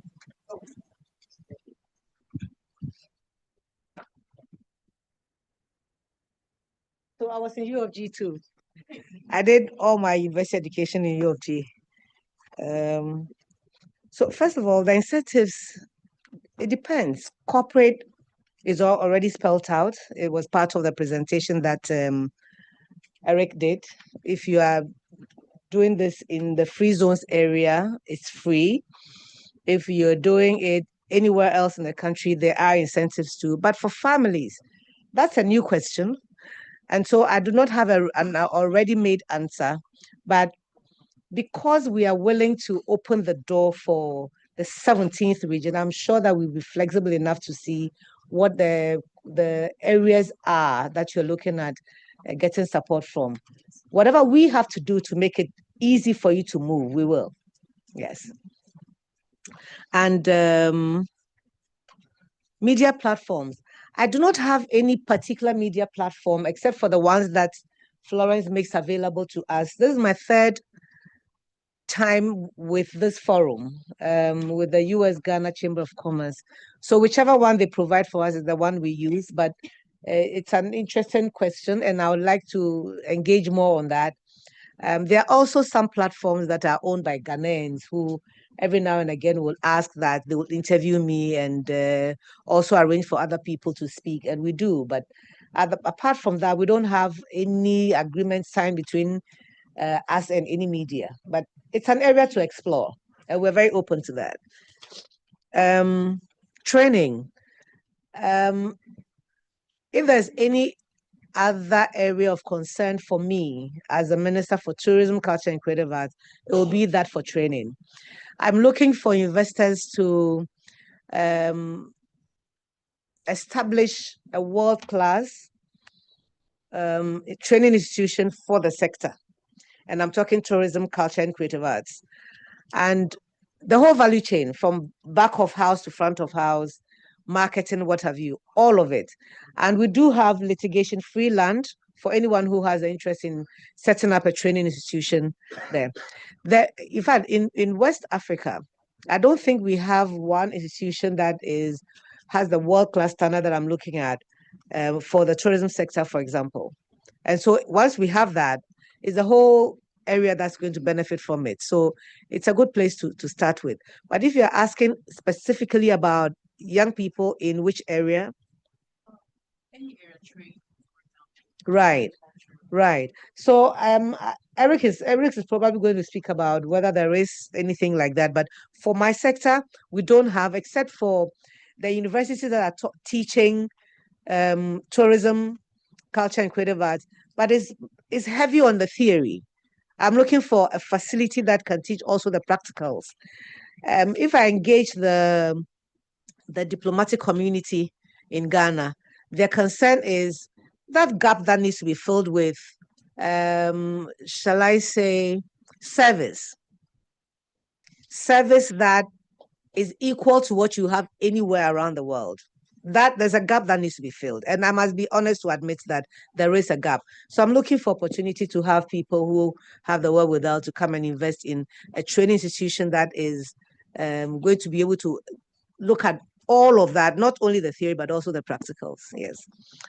U of G, I already made a comment about it already. So education, there are new schools that are coming up in Ghana for private sector, and they are going into agreements with existing universities, the traditional universities in the country. But I'm not sure I'm capable of speaking to what kinds of things that they're going to do, except to say that the Minister for Education in my country is one vibrant, powerful member of parliament, and also he's been the Minister for Communication, he's been the Minister for Trade, and also now he's Minister for Education. So it comes with a lot of experience, and I see the kinds of things that he wants to do in the country, and he has the full backing of the president, who has decided that, for example, all people in the disability spectrum should go to university for free. Yeah. And that, for me, that's very huge. I mean, it just shows what direction the president wants us to go into, that everybody deserves to have quality education and it should be accessible. And so I believe based on that, I can confidently say that we're open to opportunities to collaborate with universities that are present here and see where that leads our country. Yes. Did I answer all the questions? Yes. All right, good. Thank you. Thank you. Honorable. Before Minister of Agric comes up, since we are still talking about education, I wanted Dr. Daniel Wuba to say something about how the U.S. is collaborating with institutions in Ghana in the education space. He can come from. Good morning, everyone. I didn't come with any prepared notes, but I've been collaborating with Florence on this effort for the past 3 years. I've been at Millersville for the past 8 years as the president, and we've been able to establish partnerships with selected Ghanaian universities. I did my undergrad in Ghana. And, it can tell you at least, the sort of products who can come out of Ghanaian universities. Recently, we did a quick, scan of American universities.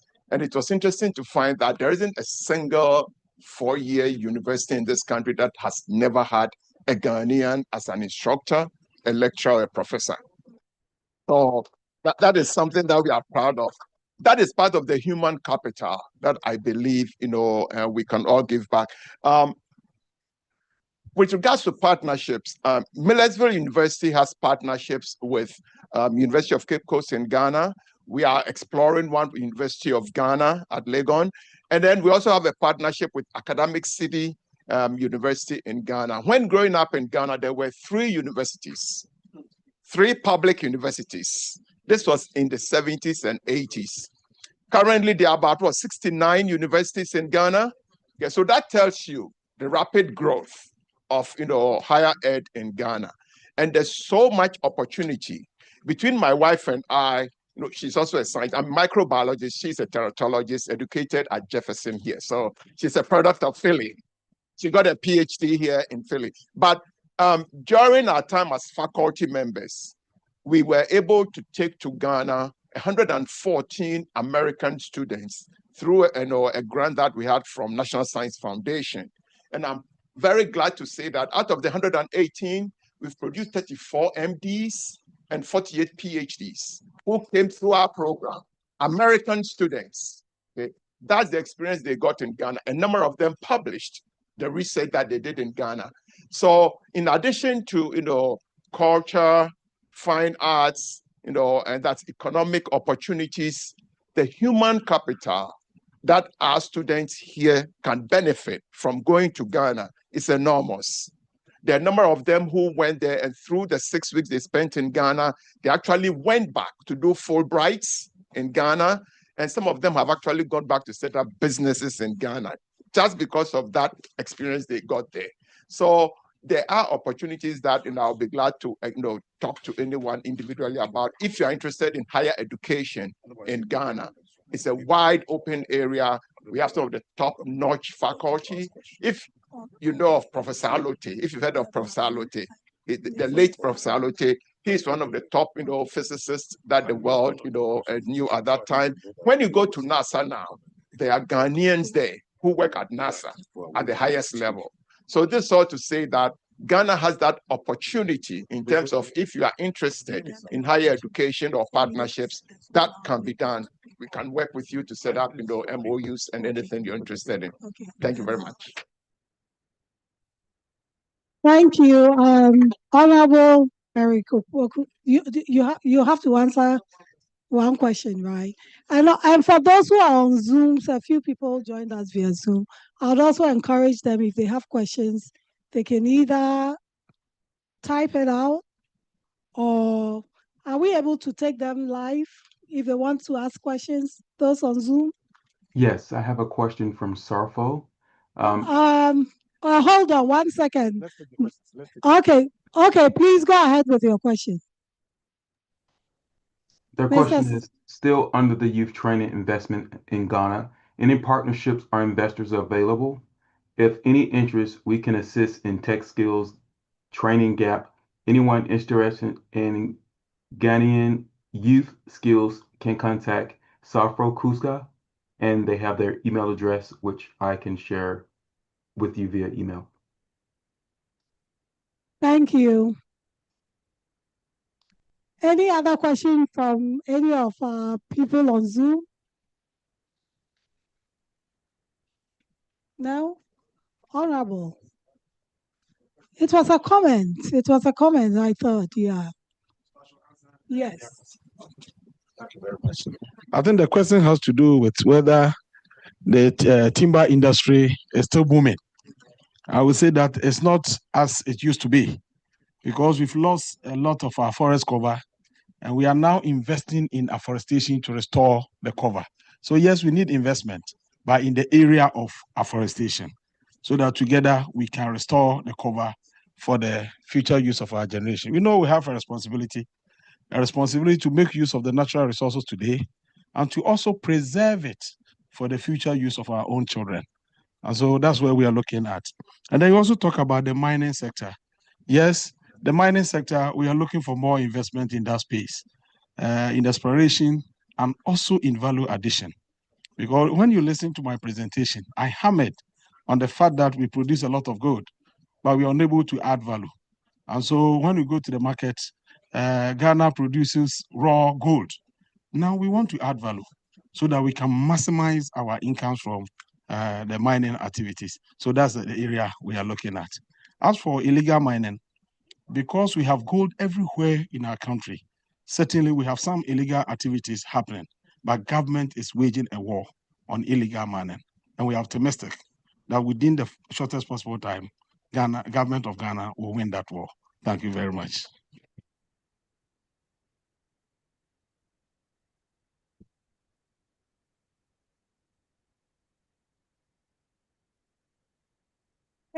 Okay.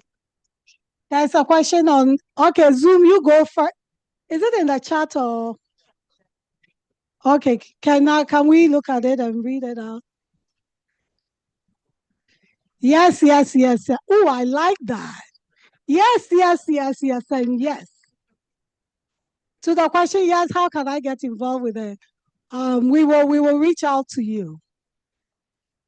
See, that's my kind of question.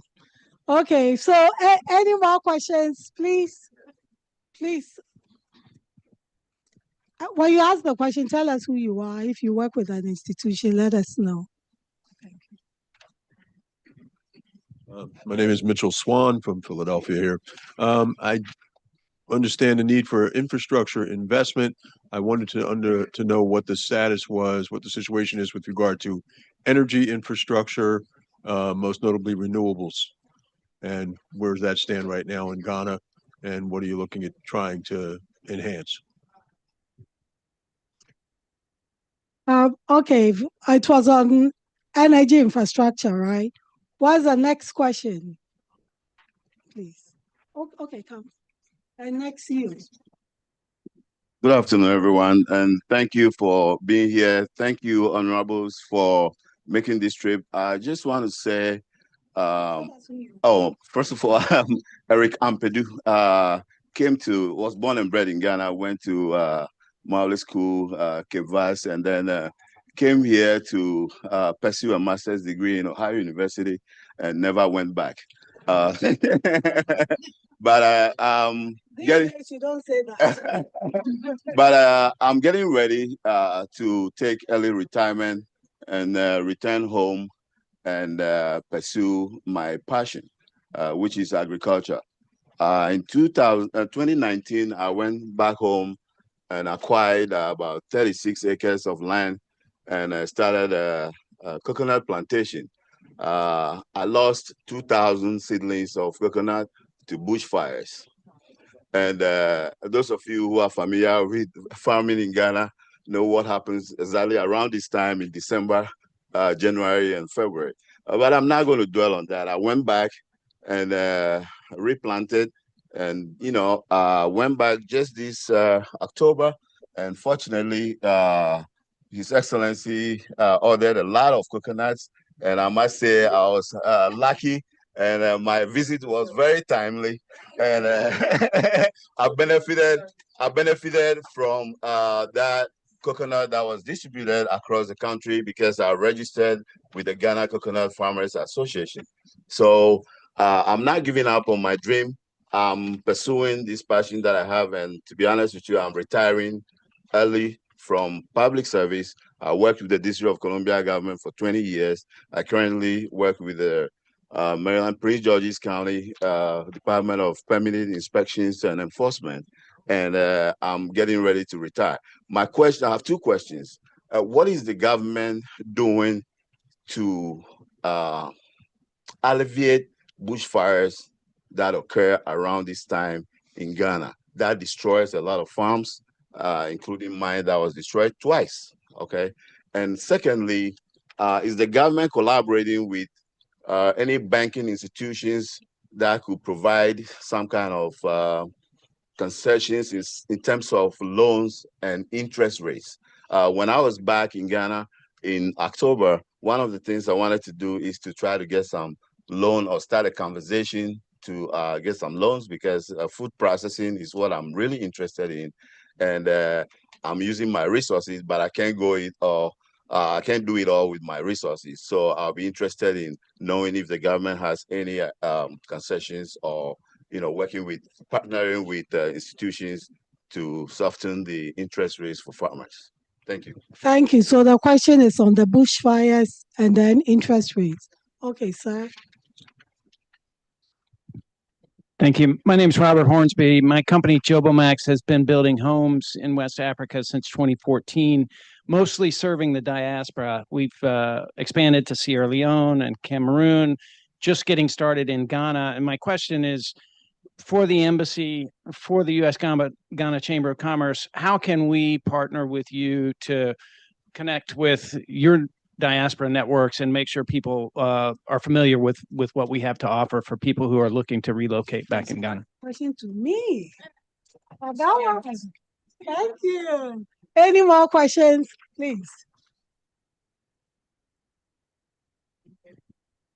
Good afternoon. My name is Paris Lehman. I'm originally from Kenya, and I've been in the US for the last 30 or so years. I work for a company called Telson Solutions, and we are a capital advisory firm headquartered here in Philadelphia. Our founder and CEO is sitting right over there. My question pertains to compliance audit in the infrastructure space, in the capital program space. Last year, we had the privilege of going to DC for the Internal Audit Association conference, and there was a huge delegation of Ghanaians, internal auditors. And the question is, how would a professional firm in a niche industry as capital programs advisory services get its toes into the door into the Ghanaian market? Thank you. That's also a question that I would answer. Any more? So we're doing batches of 5. Oh, I have to let you know we have food, right? So yeah, just wanted to get the business out of the way so that we can network. Thank you very much. Good afternoon, everybody. This question is for the Honorable Minister of Tourism and Culture. So you mentioned in your video and in the subsequent... Oh, sorry. Turn it off. No, you turn it off. Okay, use this. Got it. So everyone with me? Can I get a hi? You mentioned in your video and in the subsequent speech that you gave after that you were looking to sort of cultivate and foster the creative and cultural talents of youth in Ghana to keep them in Ghana. I'm interested in the diaspora and sort of the Ghanaian diaspora specifically and how their sorts of creative talents might be coming back to Ghana. So that's my question. What sorts of programs do you have with that? Also, before I go, my name is Nita Kowado. I'm a recent graduate from Drexel University. Thank you very much. Okay. You won't have a question. Next batch. Next batch. Okay, now I think we should answer the questions and then we'll take the next batch. Your Excellency, you want to take the question on energy, and then we had one for the bushfires and interest rates. Then we had one on tourism. Oh, Dr. Tokono is sitting here. He's fire. Yesterday, he hasn't spoken. Yeah, well, because anyway. Listen, Yeah. on the energy thing, I was trying to get the energy minister to be online, but unfortunately, I couldn't get him to do that. I wasn't even listening to the question. Eventually, I spoke to the gentleman. He wanted to know about renewables. Yeah, he wanted to he asked a question about renewables. Yes, it's part of the energy mix in Ghana. We have the hydro, the thermal, and the renewables. We're trying to encourage more the wind, solar, and all those biomass and everything to help our energy sector to reduce the cost of and make it affordable to our people. But I'm inviting him to a lecture I'll be giving at George Washington University Energy Center, Law Center, on energy landscape in Ghana. And those of you who could come, I think I'll get more information and get maybe the minister to do online Zoom to explain our current situation on the energy sector. Okay. So, Honorable, you want to talk about the bushfires and the interest rate? Yes, we are aware of the challenge that whenever we get to the dry season, we experience some of these bushfires. But we have in place some mechanisms to deal with it. We are educating the Ghanaian people to help us put an end to that practice, because it's not a good thing to do. Apart from the fact that we lose the investment that we make in the land, it also damages the soil itself, because some of the nutrients in the soil are gaseous and then evaporate after the bushfires. And we also have to protect the livestock, have to protect the animals, have to protect all that we have, even the forest. So it is something that we are working on. And then we also asked a question about interest rates. Now, if you want to borrow for agriculture, is there any arrangement to support farmers? Yes, there is. We have in place an institution called GESEL. They are responsible to facilitate lending to the agricultural sector. And so if you want to invest in the agricultural space and you are having problems with access to loans, they will intervene, provide the guarantee to enable you get access to the loans. And then during the campaign, His Excellency President John Mahama promised the Ghanaian people that if he happens to be the president again, he's going to introduce what we call GUIs, Ghana Agricultural Insurance Scheme. Under that insurance scheme, government will subsidize agricultural insurance for all farmers in the country, for farmers to develop the taste, to appreciate the value of agricultural insurance, so that gradually government of Ghana will wean itself off and then it will stay with our farmers. So it is something that we are working on, and very soon we'll launch it and then start the implementation. And so I think you are in good hands. You've already enjoyed, benefited from the distribution of the quality seedlings. What we have to do is to protect the farm and make sure that you get your expected yield. But what is most important is this. Now you are planting. We have to arrange for the processing so that as soon as you harvest, there will be market. That is the reason why during my presentation, I mentioned the issue of coconut processing. That is an area that we can have some partnership for development. And then on the issue of energy, I think His Excellency has done it all. But as a cabinet member, I should have a bite. You should. When you read the 2026 budget we presented, we have indicated that we want to construct 1,200 megawatts thermal plants in Ghana. 1,200 megawatts thermal plants in Ghana to support our energy mix. We opted for thermal because as an oil producing country, we have gas. So we are laying the infrastructure to connect the gas to where we want to locate the thermal plant so that you can use the gas from that field to power our thermal plants. And that will bring the cost of energy down for investment in our country. And then, as he said, we are also looking into the renewables, the solar, and then the wind power. What do we have to do to ensure that it works for us? We have come to the realization that we can no longer rely on hydropower, because when the weather is not favorable, you don't get enough water to power your installations. And that is why we are considering the mess. But as I indicated earlier on, Ghana's energy is now in good hands.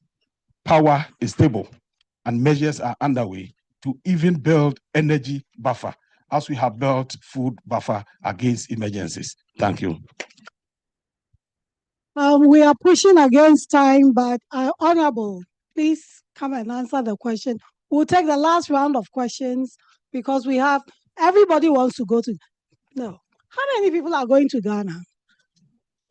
Okay, all of you. Now we want to learn about the goodies, right? So we left GIPC's presentation to be the last, where you know where most of the incentives are generally.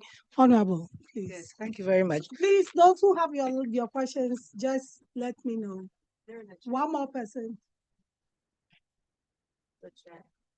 A question, let her answer, then we'll take that. So, good question. Young people are unstoppable now. It doesn't matter where they are in the world. They are finding their space, they are claiming it. But what we're doing as first as AU, as ECOWAS, and as Ghana is that last year, for example, we had ECOWAS promote EcoFest. We invited all young people from all the countries that form ECOWAS to join us in Senegal.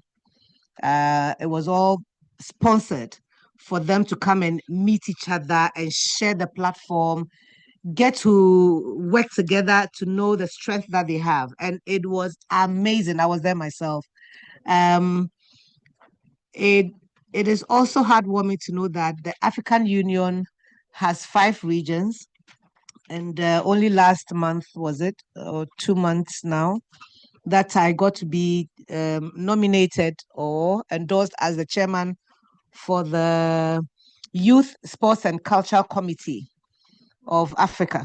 So we're looking at how to make it possible for all of you to travel together, move across Africa freely, and showcase what you have, sharing best practices, and also looking at the business opportunities that are in the space. So it's all in the early days yet, but we're considering the numbers that you have. And for those of you also in the new media space, I've been meeting with the Ghanaian counterparts, the ones who are doing travel, what do they call it? Vloggers. Yeah, I thought it was Otokuno that chuckled. I was about to pounce on him, but it wasn't Otokuno because you think you know IT more than I. No. So we're looking at how we bring your energies together. Those who are doing travel stories, those who are doing gastronomy stories on gastronomy, those who are bridging the gap between languages. So I'm going to share my email, and you can also be specific on which area in the creative space that you're looking at, because there's fashion, there's music, there's food, there's what have you. So it's HMSEC dot motcca@gmail.com.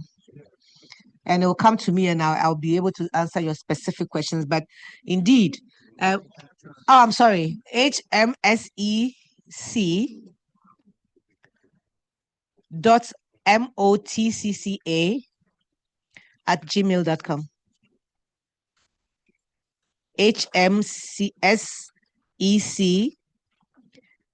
dot motcca@gmail.com. And of course, my name is Ablaji Fagumashiso. Yeah, so we want our young people to use their culture, who you are, to promote your heritage and to preserve your culture. And in so doing, you stand out, because the world is not looking for photocopies, right? The world wants something that's refreshing, that's authentic.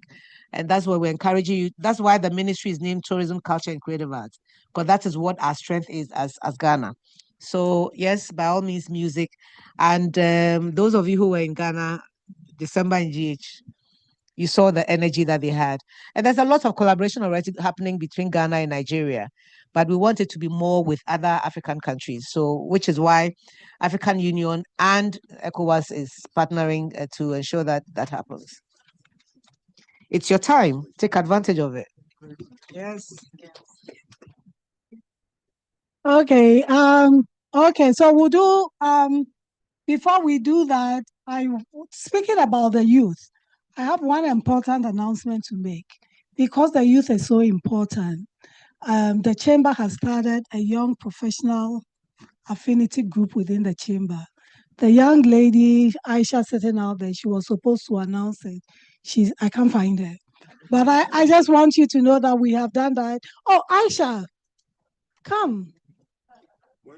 No, come. So maybe let's give her 30 seconds to talk about that. And then we have a special guest who will bring brief remarks. I think that the presentation from GIPC will send that to you. And then we're trying to end at 1 because we asked you to come here earlier. So Aisha. Thank you. So I was looking for a long time, but that's fine. 30 seconds. We are starting a young professionals. Oh, hi. Can you hear me now? All right. Hi, I'm Aisha Pitcher. Nice to meet you. Very excited to be here. Very glad that you all made it. I checked most of you in, I think. Yes, super excited about this new group that we have as part of the chamber, and that is the Young Professionals group. Not so much of a social group, but more of a means for us to,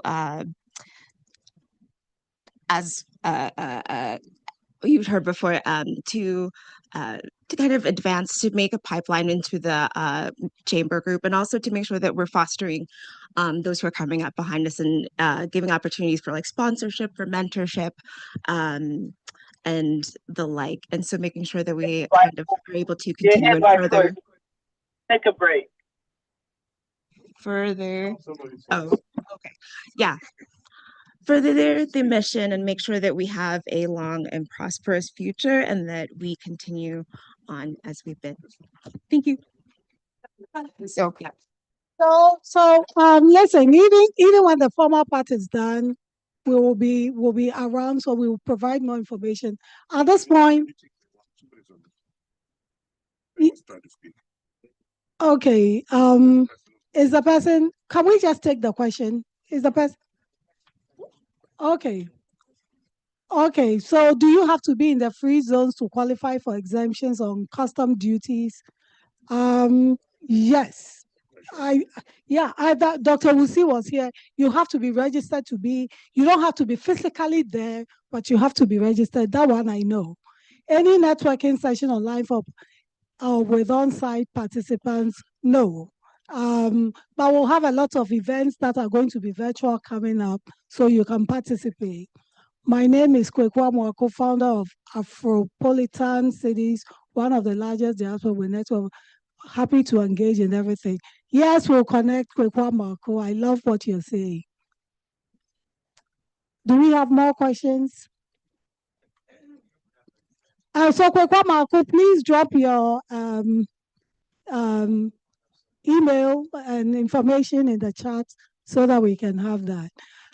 Before we take the last batch of questions, and before we do the closing, I wanted to bring up this person who has been a partner of the chamber since we started. There is nothing that we do that this man has not had a hand in. Ladies and gentlemen, it is my pleasure to bring to the podium Senator Sharif Street of the, is it the 3rd Congressional, 13th, 3rd Senate District, and a strong supporter, and he's going to be running for Congress. Can I say that? Well, thank you. Thank you, one. Absolutely. I want to thank you for all the work that the U.S. Chamber of Ghana continues to do right here in the city of Philadelphia. We thank you for the work you all do. I want to acknowledge and thank GT. Mr. Pratt, thank you for the work for you all hosting this today. I want to acknowledge and thank Aisha Richardson, my Deputy Chief of Staff, for the work that she does in this space. Many of the things that I will get credit for are work that she does. And so we acknowledge and thank her for that work. The relationship between the city of Philadelphia, the Commonwealth of Pennsylvania, and Ghana is incredibly important. I could talk for a while about it, but I won't, because you all didn't come here to hear me talk for a long time. But I do want to hit a few high points. Pennsylvania is the 2nd largest milk chocolate producing region on earth. However, we grow no cocoa beans, 0. All of them come from West Africa, primarily from Ghana and Cote d'Ivoire. It affects every aspect of our economy, from the shipping jobs at the port to the manufacturing jobs in central Pennsylvania and Hershey in the capital region, to all of the dairy cows that we milk for milk that would probably not be able to sell as much if we didn't put the cocoa in it, and so many other things. The beauty products that we are manufacturing now in Reading and in parts of eastern Pennsylvania that again are brought in using shea butter that comes, much of which comes from Ghana. And there is so much growth opportunity. Economically, the whole world, China, Europe, are all focused on Africa, but particularly sub-Saharan Africa, and most especially Ghana. It is important that we not be left behind, that we be intentional about making sure that we are presenting these business opportunities to folks. And it is also important culturally. You know, it would be remiss of me to not mention what I know so many of my brothers and sisters are thinking, which is it is the transatlantic slave trade that is largely responsible for many of us standing here. Trade where we were victims of those very favorable trade routes between West Africa and this part of the world that probably brought many of my ancestors here, possibly from Ghana, but definitely from West Africa as slaves. It is the colonialism that African countries were subjected to that that brought us to some of this space. But now we have an opportunity to have a mutually beneficial economy that works for African Americans, that works for all Americans, that works for the people of Ghana and West Africa. And we need to be intentional about fostering those relationships. It is important for us as African Americans from not only a economic perspective, but there is also a certain amount of healing that takes place when we do business and get to know and are connected with our roots. In the United States of America, unlike most other parts of the world, everybody claims someplace else. You have people will say, I'm an Italian American, I'm an Irish American, I'm a Korean American, I'm a Chinese American. Everyone claims someplace else, but we as Black folk are left saying Africa, knowing that that is not a country, it is a continent. And so having ties with a specific country, having ties with folks who are actually there is both economically beneficial, but it is also culturally enriching. I'm pleased and proud to say, which you probably already heard, that Pennsylvania now has a trade office and with Africa, and we need to be more intentional about making sure that we are specifically focused on West Africa, given the very favorable trade routes.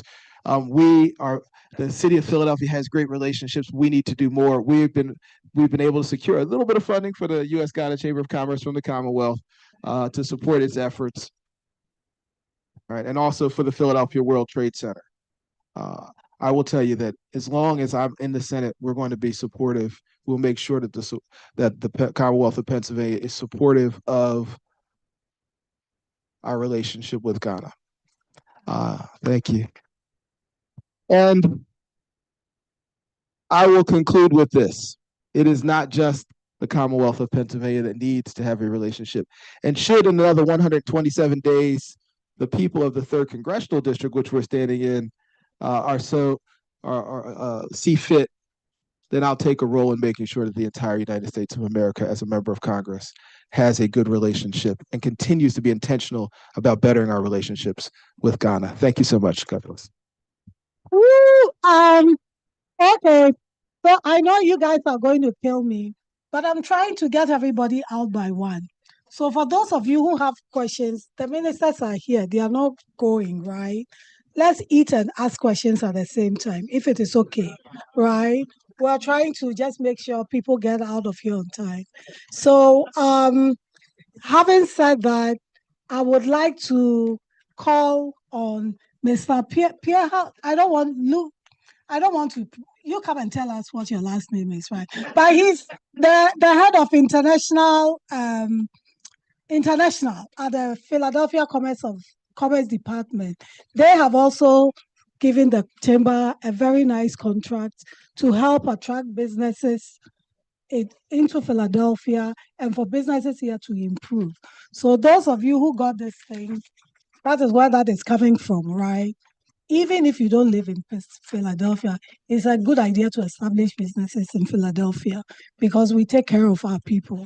So before he also speaks, I want to also acknowledge a few people. Mr. Stan Strada, who is the Chairman Emeritus of African Caribbean Business Council. If you think Africa has gone far, he is 90% responsible for that and guilty of that. I also wanted to acknowledge Dr. Mark Kelly in the back. Mark was a former bishop. Is it bishop? Pastor of Mother Bethel AME. He's my pastor too. And now he's doing the historical records, is it? Yeah, historian for the AME Church. For the AME Church. Okay, so he's coming to Ghana with us. He doesn't know it yet, but he's coming to Ghana with us. So, and I also wanted to acknowledge Minister Janet Ohene Frimpong, sitting in the back quietly. Her husband, Dr. Kweku Ohene Frimpong of blessed memory, 3 years ago, 3 years, right? Yeah. Was the founder, almost 4. Oh my God. Yeah, was one of the founders of the U.S. Ghana Chamber of Commerce. I wish you could see this. I wish you could see that.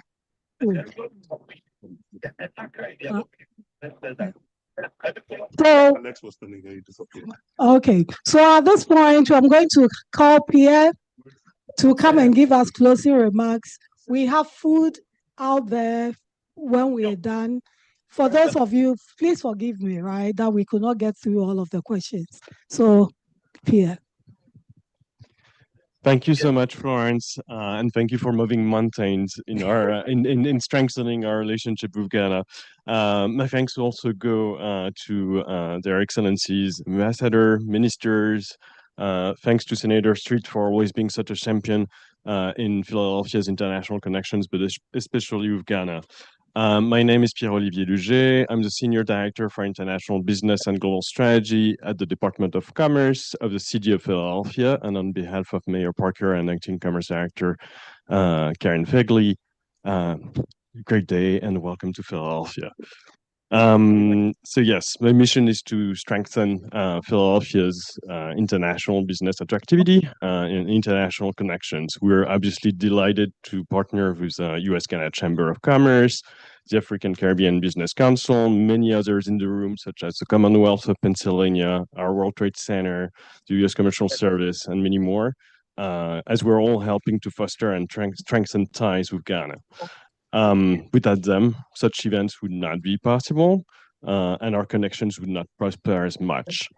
So the amount of information that was shared today was insanely informative, and I really enjoyed the very lively Q&A, which is a great proof of actually the impact of your work.